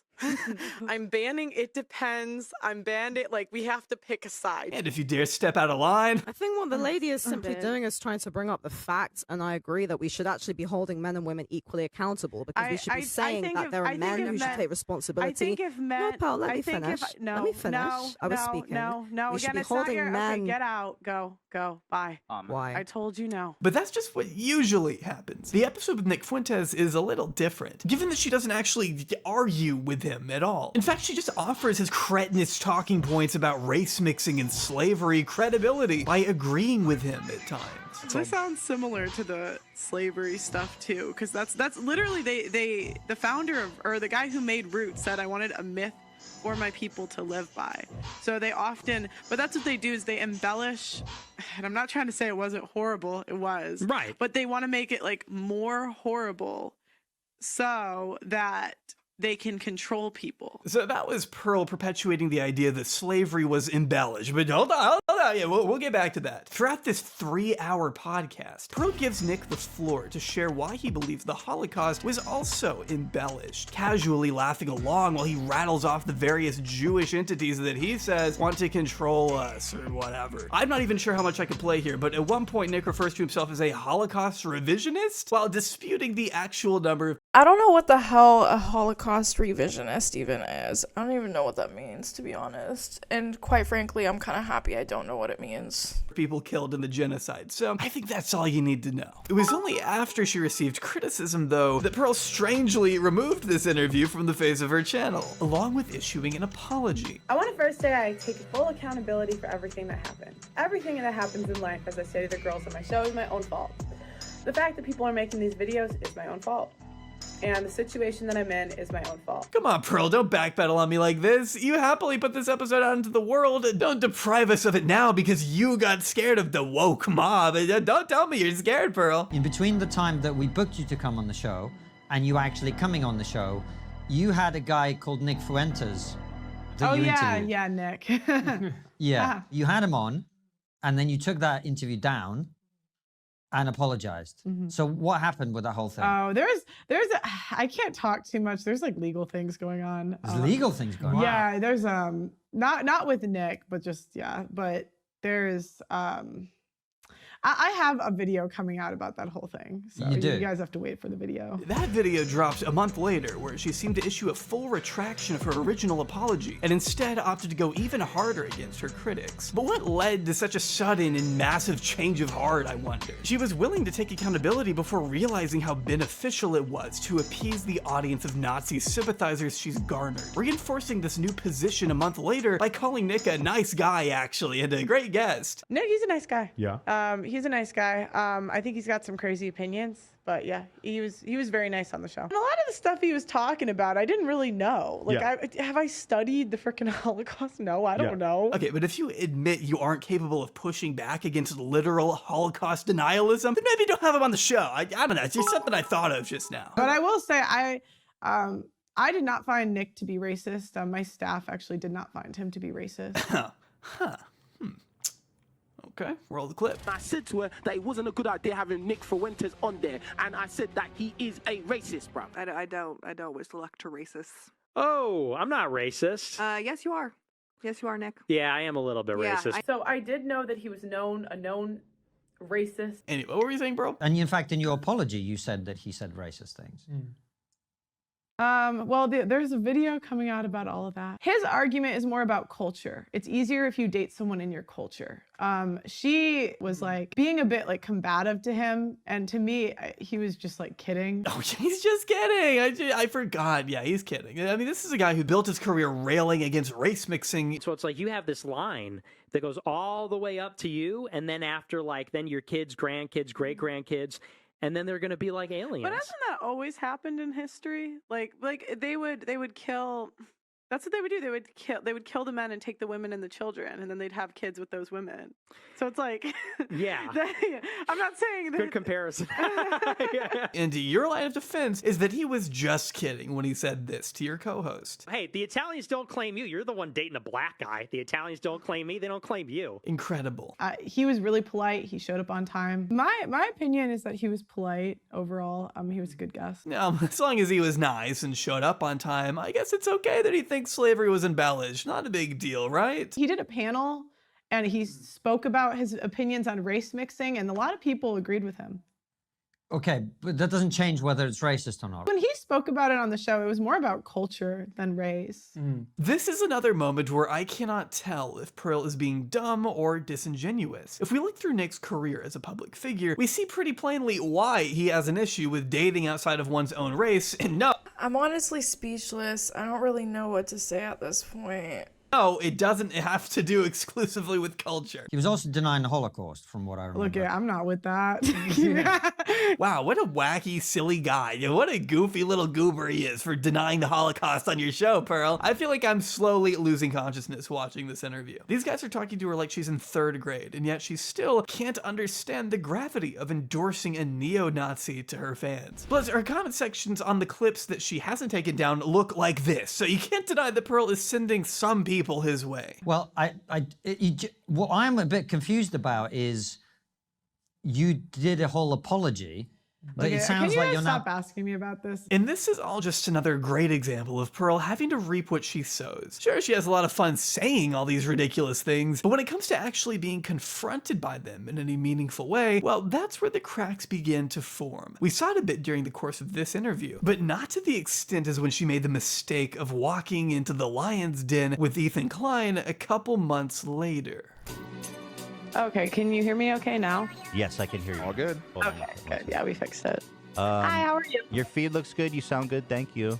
I'm good. How are you? Ethan's approach is pretty effective in the sense that he stays calm and asks common sense questions that lead Pearl to expose the ridiculousness of her own arguments without him having to actually do much. Pearl's half-baked opinions kind of speak for themselves, like her stance on divorce, which is so completely devoid of research and compassion that she's forced into conceding that, yeah, I guess one-sided physical abuse could warrant a divorce, but that's it. Divorce should otherwise be strictly illegal across the board in a just society, but obviously even that position is complicated and stupid. If it's one-sided physically abusive, okay, fine, divorce. We can allow divorce for those exceptions, but I've even talked to people that work at like abuse centers, and they say that the majority of abuse is mutual. So it's not just one side's hitting the other; it's like mutual. So but it's not healthier either. Mm-hmm. That is so anecdotal. Like, imagine you're talking to a professional and you say, well, I've spoken to people that work in nonprofits with abusive victims, and they told me that abuse goes both sides. And it's like, well, your anecdotal interview that you definitely did not have, but for the sake of this conversation, we'll say you did have it, is not indicative of every abusive relationship. It's just so wild to me. Like, you know so little, Pearl, and you just still talk so much about shit that you don't know anything about. That's the sad thing. I think that the goal should be to keep families together, and that the goal should be to work through it. Okay, but what if they can't? Do married couples really deserve to be locked into a situation that is actively hurting both of them? Would you really wish for your parents to stay together when they're physically and verbally demeaning each other in front of you every day? What good could ever possibly come from being forced to grow up around such a dangerous, vitriolic environment? Having to watch your parents constantly at each other's throat all because the government says that's the way it should be. If Pearl had her way, divorce would also be handled in criminal court as opposed to family court. But she again completely neglects the mental and logistical toll it takes for a mother or father to go through the arduous process of criminally charging the other parent of their kids. I'd wager that a lot of parents probably don't want to go through that extra headache when they're already juggling so much. But Pearl knows that, because as she tells Ethan, she'd rather strip every existing incentive there is to separate from your spouse, which really means she doesn't want single mothers getting support from the government after leaving a situation that wasn't good for them. Well, I think you first have to get rid of incentives that incentivize like women to leave families. So, like, you know, for example, child support, alimony, I'm not really a fan of those. She makes it clear that she wants as many legal hurdles as possible to discourage divorce, even when there is one-sided abuse happening. But Pearl lives in a fantasy world where wives are leaving their families in droves for financial gain, completely ignoring the copious number of studies that show actually most women on average end up in a worse financial position after divorce compared to men. The reason I think women leave more is because we're incentivized to do so to the point we're paid. They're paying women to leave. Again, if you're gonna say something so extreme, you better be ready to defend it. But as Pearl has shown time and time again, she just isn't able to do that. But they want to make it like more horrible so that they can control people. So, in what way was slavery made to seem more horrible than it was? We were talking about, and I don't really want to go into this too much. Yeah, I bet you fucking don't. But just wait though, because Ethan doesn't let up, twisting the knife and forcing her to confront her own statements on slavery. Oh, so do you agree with that premise that slavery was embellished, or no? I think that there are parts that are under embellished and there are parts that are over embellished. I think it just depends what we're talking about. That's so interesting. I've got to know what was over embellished about slavery. Just like one example, I'm dying to know. You can just feel the tension in the air. Pearl has got to be regretting every life choice she's made up until this moment. I mean, just look at her face and look at Ethan's face. He knows he got her. Pearl squirms around the question a bit longer, trying to get out of it by pivoting to the book she read. Yeah, I just rather, I mean, I was talking about a book that I read. But unable to wiggle out of the hole she dug for herself, she resorts to calling foul play in a desperate move to make Ethan seem disingenuous, when in reality all he's done is use her own words against her. I'd rather not get into this, so I'd really just rather not. Okay. No, but slavery being embellished, that's so interesting. There are certain facts that we're not allowed to talk about. Like what? Yeah. I was kind of hoping this was like a good faith interview. Okay, she just said parts of slavery were over embellished in this very discussion. The only person she has to blame here is herself. Ethan is apparently acting in such bad faith that he literally gives her an opportunity to disavow what she just said. And even then, she can't do it. She can't do it. I don't know why. Just disavow it then. Just say, I don't think slavery was embellished. I mean, that's super easy. That's like a layup. Do you agree? You know what I mean? I think there are certain facts that you're not allowed to talk about. I don't really want to talk about it today. Again, there are certain... Dude, why does every single conservative QAnoner like revert to, oh, there's things about it that I just can't talk about. There's things that the system just does not allow me to discuss.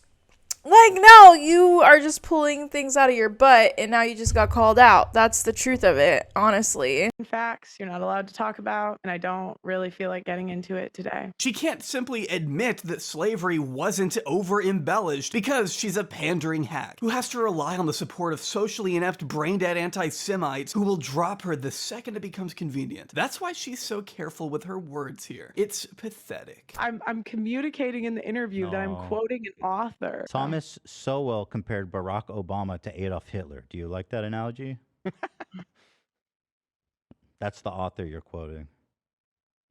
Every time she tries to deflect to Thomas Sowell, there's a litany of things he has written that you can use as an example to discredit him. So even when Pearl is trying to shirk accountability, she still gets questioned for even listening to this guy in the first place. You also said George Washington was viewed from his slaves like a father.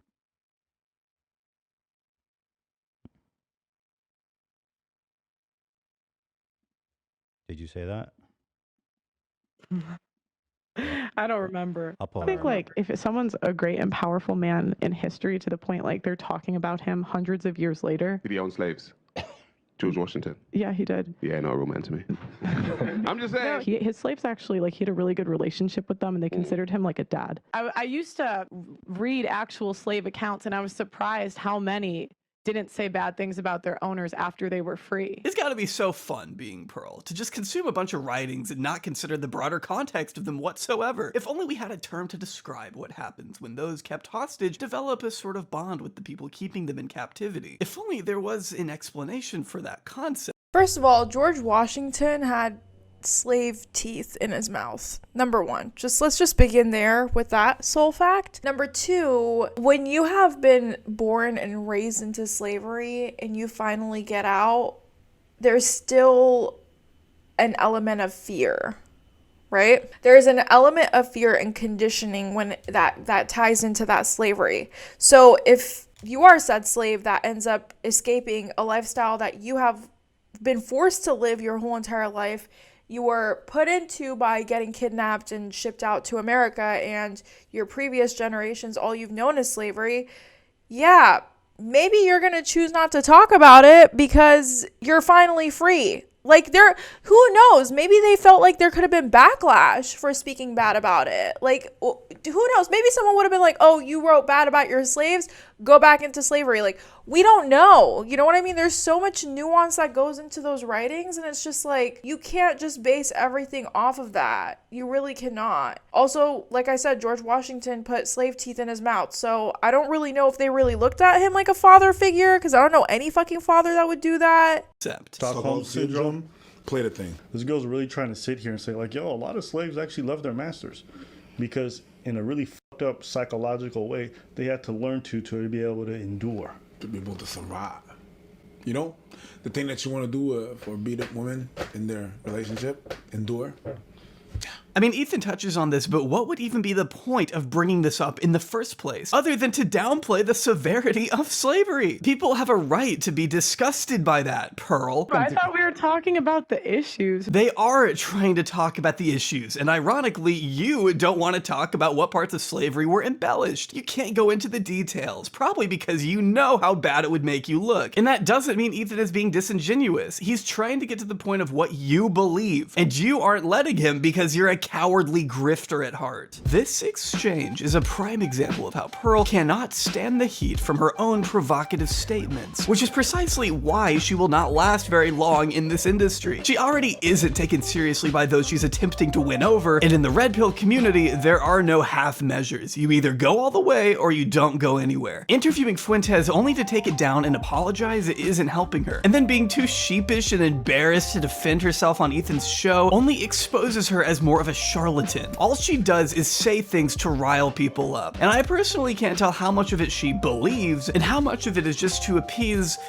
Nazis. I mean, there's no other way to put it. Colleen Ballinger addresses allegations, defending herself in a 10-minute song she posted on YouTube. We all remember where we were when Colleen Ballinger busted out the ukulele in response to grooming and pedophilia allegations in July 2023. I feel like I can already hear the comments on this video.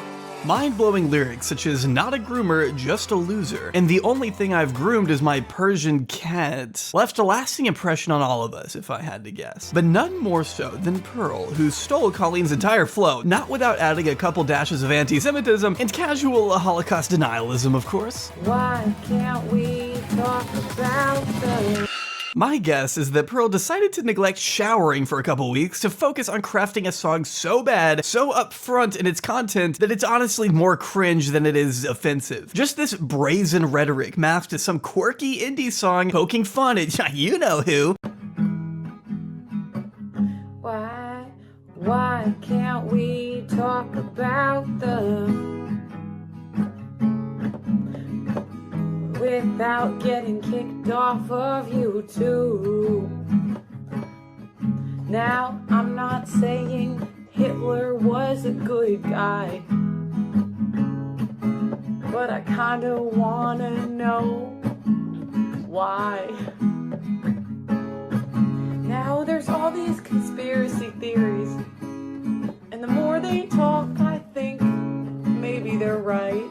Yeah, genocidal language. So lighthearted and fun, huh, Pearl? So silly. I'm not trying to be rude, but why can't we talk about the The irony of asking why we can't have these conversations in a video with millions of views is pretty beautiful. Pearl certainly got whatever attention she was looking for though, because duh, she's entertaining Jewish conspiracy theories. Obviously the pushback to that is going to be massive and well-deserved. But once again, I guess she couldn't stand the heat, because she quickly took it down within 24 hours. But that doesn't mean it was going to be forgotten after she deleted. Pearl wasn't going to have the easiest time wiping people's memories of it that fast, though she was stupid enough to make an appearance on Piers Morgan's talk show the following day. This week, she's facing a major backlash for posting a song titled "Why Can't We Talk About the Jews," which she dedicated to far-right. See, this is why I'm convinced she does everything for numbers. This is why I'm convinced.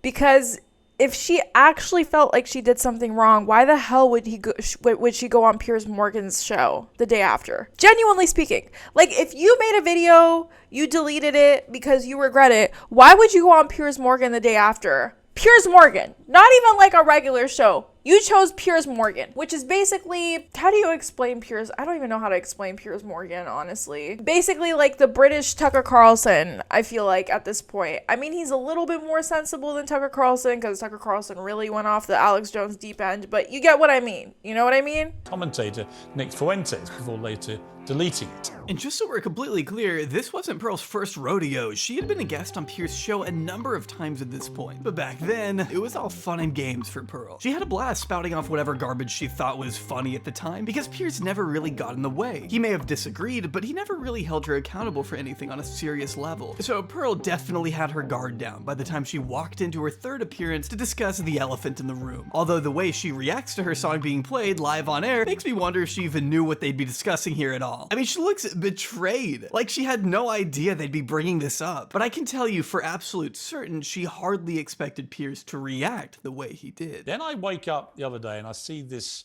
thing that's trending involving you doing this song.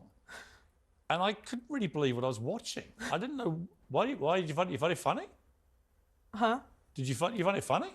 I mean, you know the backlash to it. I mean, you deleted it. You obviously thought you shouldn't have posted it. Mm-hmm. Why did you do that? Genuine question.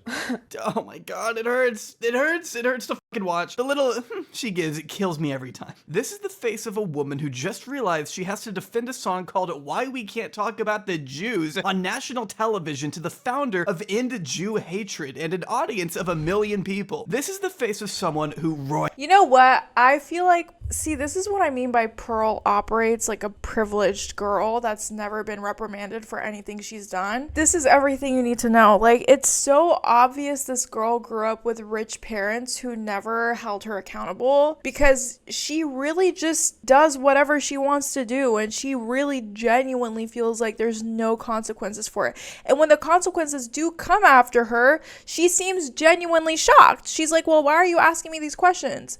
I thought this was in good faith. Why are we having a conversation about that? Well, honey, when you talk about things in an offensive and inflammatory way, exactly, Blade, you cannot act like the victim. You are not the victim in this situation.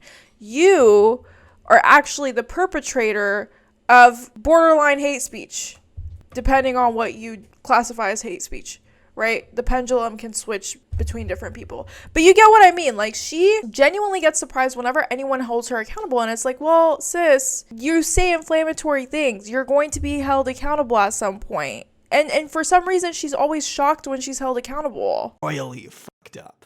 Why did you do that? Genuine question.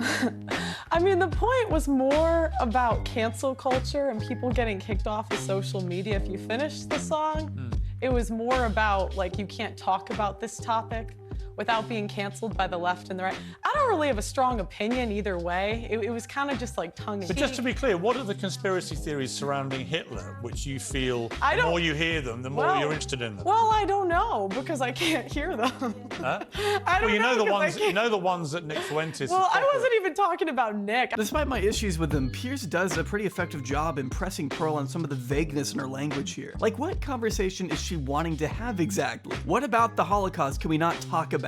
But we can't even have the conversation. What is the conversation you want to have? Without being canceled by the left and the right. But what the point is any speech. No, I think it's not any speech. It's not any speech. What is the conversation about Hitler and conspiracy theories and the Holocaust that you want to have? I don't want to have any conversation. My lane is feminism. That's what you're singing about Adolf Hitler. Can I finish? Yeah, but you are singing about Hitler. Also, maybe I'm crazy or something, but not having a strong opinion on Hitler is still kind of having an opinion on Hitler. I don't really have a strong opinion either way. I'm all for nuance, but there are some topics that are just black and white. Anybody that wants to speak on social media to be able to speak about what they want to talk about, including Holocaust without denial, getting banned, whatever they want to talk about, including Holocaust denial. If they want to talk about that, as long as they're not inciting violence. Her own position on this contradicts itself. She believes you should be able to say whatever you want on social media unless it incites violence. But I would argue Jewish conspiracies have historically incited pretty much exactly that, so she's just full of shit. Pearl knows damn well the song was never about having honest conversations. Even deeper into this discussion, you can tell she isn't taking any of it seriously. She thinks women shouldn't vote, women shouldn't have the right to divorce. She thinks that women shouldn't be able. Who the wants to listen to this anyway? It's just so juvenile and annoying. The thing about Pearl that she clearly doesn't seem to realize is that she is able to say the only types of people I know that would go on an interview as big as Piers Morgan and just say based when they're speaking to an actual academic professional is a femcel or a male incel. You can't be going on Piers Morgan and talking to a professional about anti-Semitism and speaking as if you're talking in someone's Twitch chat. I mean, I guess you can. The world is your oyster. No one's gonna take you seriously though, and that's on you. Because you just decided to speak like you're a 14-year-old that's chatting in Hassan's chat in their grandmother's basement, eating chicken nuggets. You don't go on Piers Morgan and be like, based.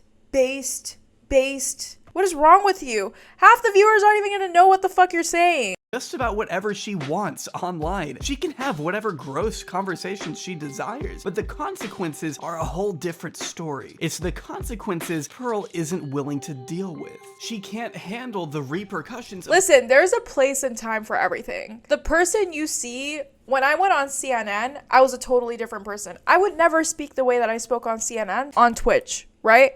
But then the way I speak on Twitch, I would never go and speak in a in-person meeting at a conference or at VidCon, right? It's called code switching. You switch, right? I speak to Twitch chat in a certain way. I speak in my reels in a certain way. I speak in person in a certain way. It's you switch code to match the culture of what you're doing, right?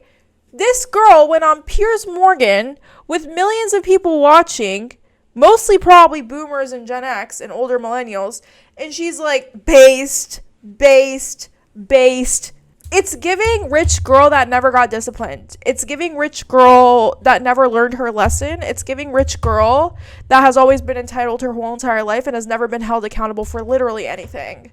That's what it's giving. Her own statements, which is why she went on an embarrassing multi-tweet cryfest about Piers Morgan after the show. Why does Piers Morgan believe in censorship with a platform called Uncensored? Hashtag when uncensored becomes censored. You did an incredibly stupid thing with your now deleted Hitler video. As I said to you after our interview, own your mistake and apologize for the offense you caused Jews. Or ignore my advice and be condemned as Kanye was for pulling similar anti-Semitic stunts. Your choice. Apologize to the woke mob or be deplatformed like Kanye?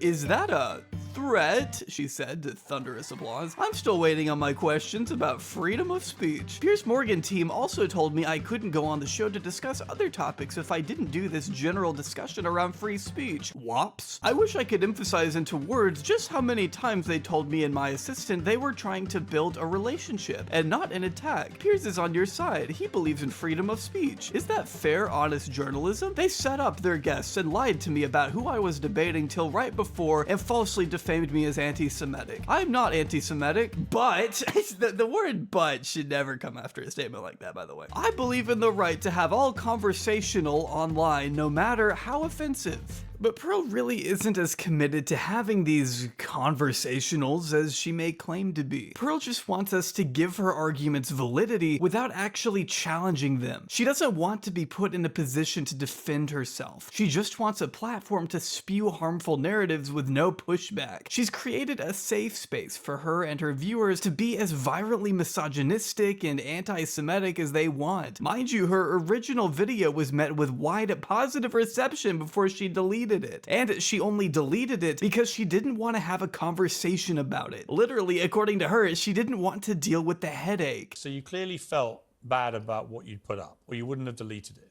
You accept that? No. You don't accept it? I just, it's kind of a headache. I was like, well, it just seems like a lot of headache to me. Right. Why even become a controversial media personality who claims to embrace free and honest discussions about taboo subjects in the first place then? If you don't want criticism, then don't engage. Though as Pearl has stated, her ultimate goal is to create her very own talk show network, the Audacity Network, to function as the Fox News of YouTube, which I think we can all agree is a pretty solid premise. I mean, she already sounds like Fox. Invest in gold with Noble Asset Investments. You will also get a 24-karat quarter-ounce gold standard coin for free. Dude, why does every single Republican or conservative channel talk about the gold coin and IRA? I don't get it. Like, anytime I try to watch like a Republican video just to understand where they stand and like why they think the way they think, because sometimes I do that, they always advertise the gold coin and investments. It's like literally a Republican thing. I don't get it. Going to do something completely revolutionary. I've always known that this is something God has called me to do. The Audacity Network will make media for children, movies, etc. We will make alternatives for people that are sick of this woke bullshit. Media is not going anywhere. We should at least have media we could show our children that isn't woke and leftist. The investors we have are insane. There is a demand for a network that believes in gender roles, that believes in truth, a network that actually has the audacity. The Audacity Network will be bigger than Talk TV, mark my words. I'm building the best team in the country right now. You will not be able to stop us. Maybe the first network that exclusive pays in Bitcoin. Banger idea, Pearl. I'm sure that couldn't go wrong. The Audacity Network is going to be an openly Catholic network that promotes freedom of speech. No talent is welcome that goes against what we stand for. Okay, the Audacity Network is going to be the big... Listen, I believe that the Audacity Network will be big. You want to know why? Because people like Ben Shapiro or Candace Owens, they get paid millions of dollars to spew BS because Republicans have all the fucking money and they pour it into people like that and things like that and things like Turning Point USA or things like Destiny to go and freaking, I don't know, debate people at college campuses. You understand what I'm trying to say? Republicans have all of the money behind them. Okay, so for someone like Pearl to just like pop out with something called the Audacity, I don't know, whatever it is, the Audacity Network, and actually be successful, yeah, it makes sense because they have all the money. But then you look at the leftist side, the only person that actually has a big platform as a leftist, and I'm not talking about Vosh or anyone else, I'm talking about a leftist, is Hassan. And we all know how Hassan grew his legs. I love the guy, but fact is fact. So, yeah, of course, Audacity, whatever network is going to be big because Republicans pour their money into stupid shit like that because they know that their rhetoric is dying with Gen Z and they are desperate to try to get Gen Z on board with conservatism. But what they don't understand that it doesn't matter how much money you pour into Ben Shapiro or Candace Owens, you're losing the younger generation regardless, period. The younger generation is out of your grip. We don't even listen to you. Biggest network on the planet. It's going to rival mainstream media in 10 years, mark my words, which is something I'm personally very much looking forward to. We'll get to watch the Audacity Network build themselves up from under 2,000 subscribers and 0 videos to a massive media powerhouse that rivals Fox and CNN. In fact, she's already signed her first talent. Talent might be a strong word, but she signed this person. This year, I started a network. And what the network is it kind of like the way I saw it was sort of like a TV network, but on YouTube where we have different shows that we host and different. I'm just a really creative person. I mean, if anyone can make it work, it's Pearl. She can almost count to 100, so of course she knows how to build a media empire from the ground up. I just hope she doesn't alienate all of her future business partners like she's done in the past. I'm making this video today that I didn't initially want to make. But there comes a time when we're all at a crossroad and have to make a decision. Sarah Garvey is an independent influencer who runs in similar circles as Pearl. Eventually, he became the co-host of her show, The Pregame, after she relocated from Chicago to London. Garvey helped Pearl build a brand from the beginning. He played an active role in much of her content and considered her a friend up until March 2023 when he published this video accusing her of underpaying the people she signed to her network. Her previous one, not the Audacity Network, which hasn't really even launched yet. Now, Garvey was never signed to Pearl himself, but they were in talks for him to potentially develop a daily topical news segment for her show. This would involve a contract. The arrangement they discussed meant that Garvey would show up to her studio 4 times a week and work from 10 a.m. to 5 p.m., so about 40 hours per week. When asked about payment, Pearl supposedly told Garvey they'd split his ad revenue 70-30. That is 30% to Garvey and 70% to Pearl. I said to her, okay, so what is my guaranteed fee at the end of the month? What is the salary? And she looks at me and she says, we do not do guarantees and we do not do salaries. She said she does percentages. So I said, okay, cool. Well, what's the percentage? She said, Sarah, you're the high end, so you will get 70-30. So I said, fine, okay, let me listen. 70% goes to me and 30% goes to you. Now she looked at me and she said, no, 70% goes to me, Pearl, and 30% goes to me, Sarah Garvey. That's right. The cost of using Pearl's studio is apparently worth 70% of your channel's ad revenue for 3 years. And that was her premium deal, too. The contracts she gave other creators are alleged to be even more predatory. According to Garvey, the 2 other influencers signed to Pearl's network were only seeing 20% of the money they generated at most, while Pearl raked in the remaining 80%. I shouldn't have to tell you how blatantly wrong that ratio is. And I said, hang on a minute. So are you telling me that's a high-end contract for you? She said, yes. I said, what's the low end? She said it's 10 to 15%. So essentially, she could be owning 80% of the content, the monetized views on somebody's channel, and they only take home 15% of the money. She said yes. This caused an immediate rift within the manosphere, triggering Pearl's other co-host by the name of Auntie Jenny to respond to Garvey that same day. Being one of the two creators he alleged was signed to Pearl's 80-20 split, I was excited to hear her perspective, but most of this video is just her making personal attacks against Garvey for wearing cheap shoes. You're bad-minded and you're bitter. You sound sad and bitter. And then you know your £15 shoes, your £15. Yes, I checked because I'm that kind of person. I looked inside and I saw Primark. I don't do this because Yeah, you salty motherfucker with the 15-pound shoes. How dare you? You with the 15-pound shoes. That is so fucking Brit. I need the money. I do it because I ain't got nothing better to do because I'm retired. I guess Jenny's point of view is that she's retired, so she doesn't care about the revenue split, but it still doesn't make it any less of an outrageous contract. Garvey still has a right to find his offer incredibly unreasonable. If you can't afford to pay people a decent wage, maybe don't hire them, or just ask your millionaire daddy for a bigger allowance next month. Pearl made sure to respond to Garvey's accusations herself, not on her own platform of course, but in this interview on a completely different person's channel. A lot of times people don't understand the cost that goes into the back end of like running one of these things. She begins by explaining that it's expensive to run a company, which nobody was ever denying. It's just that you should probably not take such a massive cut of someone else's revenue for 3 consecutive years, especially when they're in person working so many hours on end for you, or sitting and doing nothing as Pearl calls it. You know, it's fine if you don't want to do that kind of deal. It's not for everybody, but this is for someone that just wants to sit down and do nothing and just come to work and film and not have to learn the equipment, not have to learn literally anything.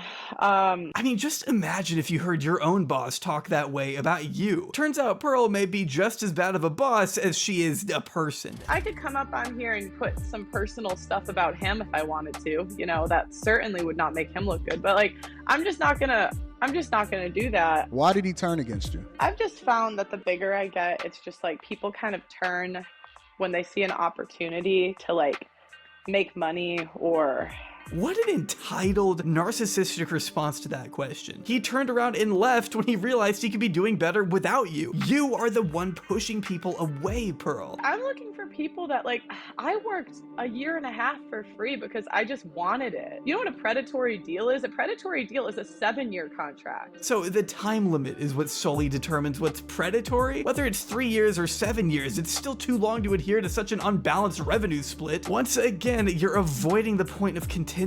Every person that I have is making more than they made before. So it's like, it's just really frustrating. Well, you know what I tell you all the time. Fuck the bullshit, stay above it, and get back to fucking work. Do the thing that you are talented at. Yeah, the rest of this video is just this guy giving her advice that includes making her employees sign NDAs next time so they can't speak out at all. Make these people sign to where they can't talk about the terms of the contract if they want to get into contract negotiations with you in the first place.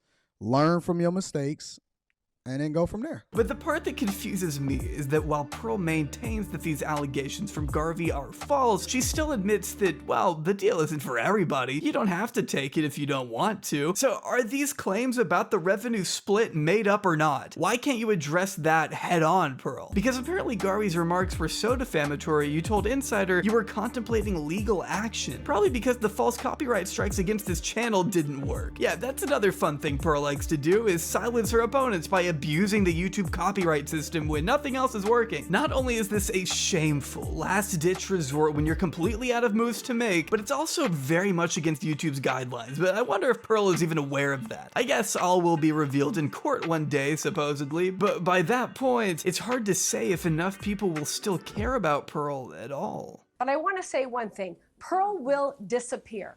She will disappear like many others before her, because this is something that's just a moment in time. She's like a train wreck. It's like a car crash.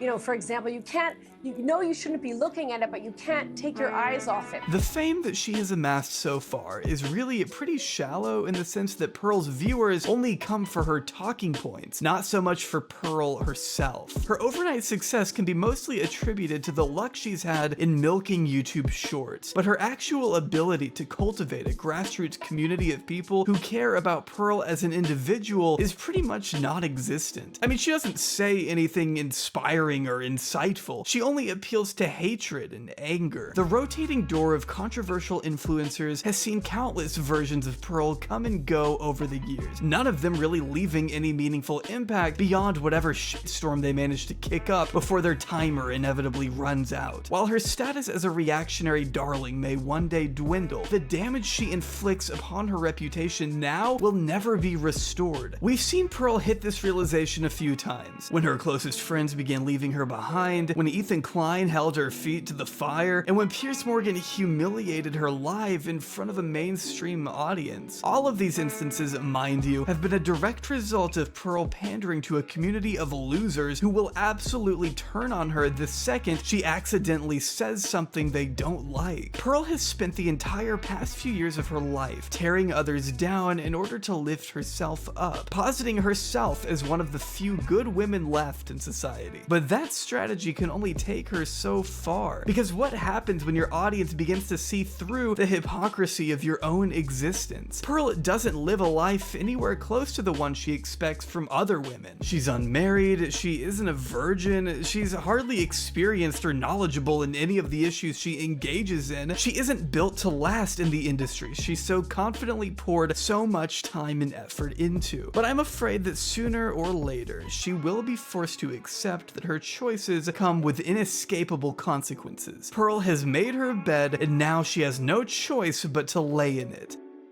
Alright, I personally feel like I have 3 working brain cells left, and they're all playing ping pong right now together, so I think we all should take a well-deserved break after that video, although I will say Pearl got wrecked in that video. Pearl got wrecked. No, it was 90 minutes. Thank you so much for tuning into my YouTube channel. My name is Ariana Jasmine. Make sure you subscribe, like, follow for more videos like this, and I'll see you guys next time.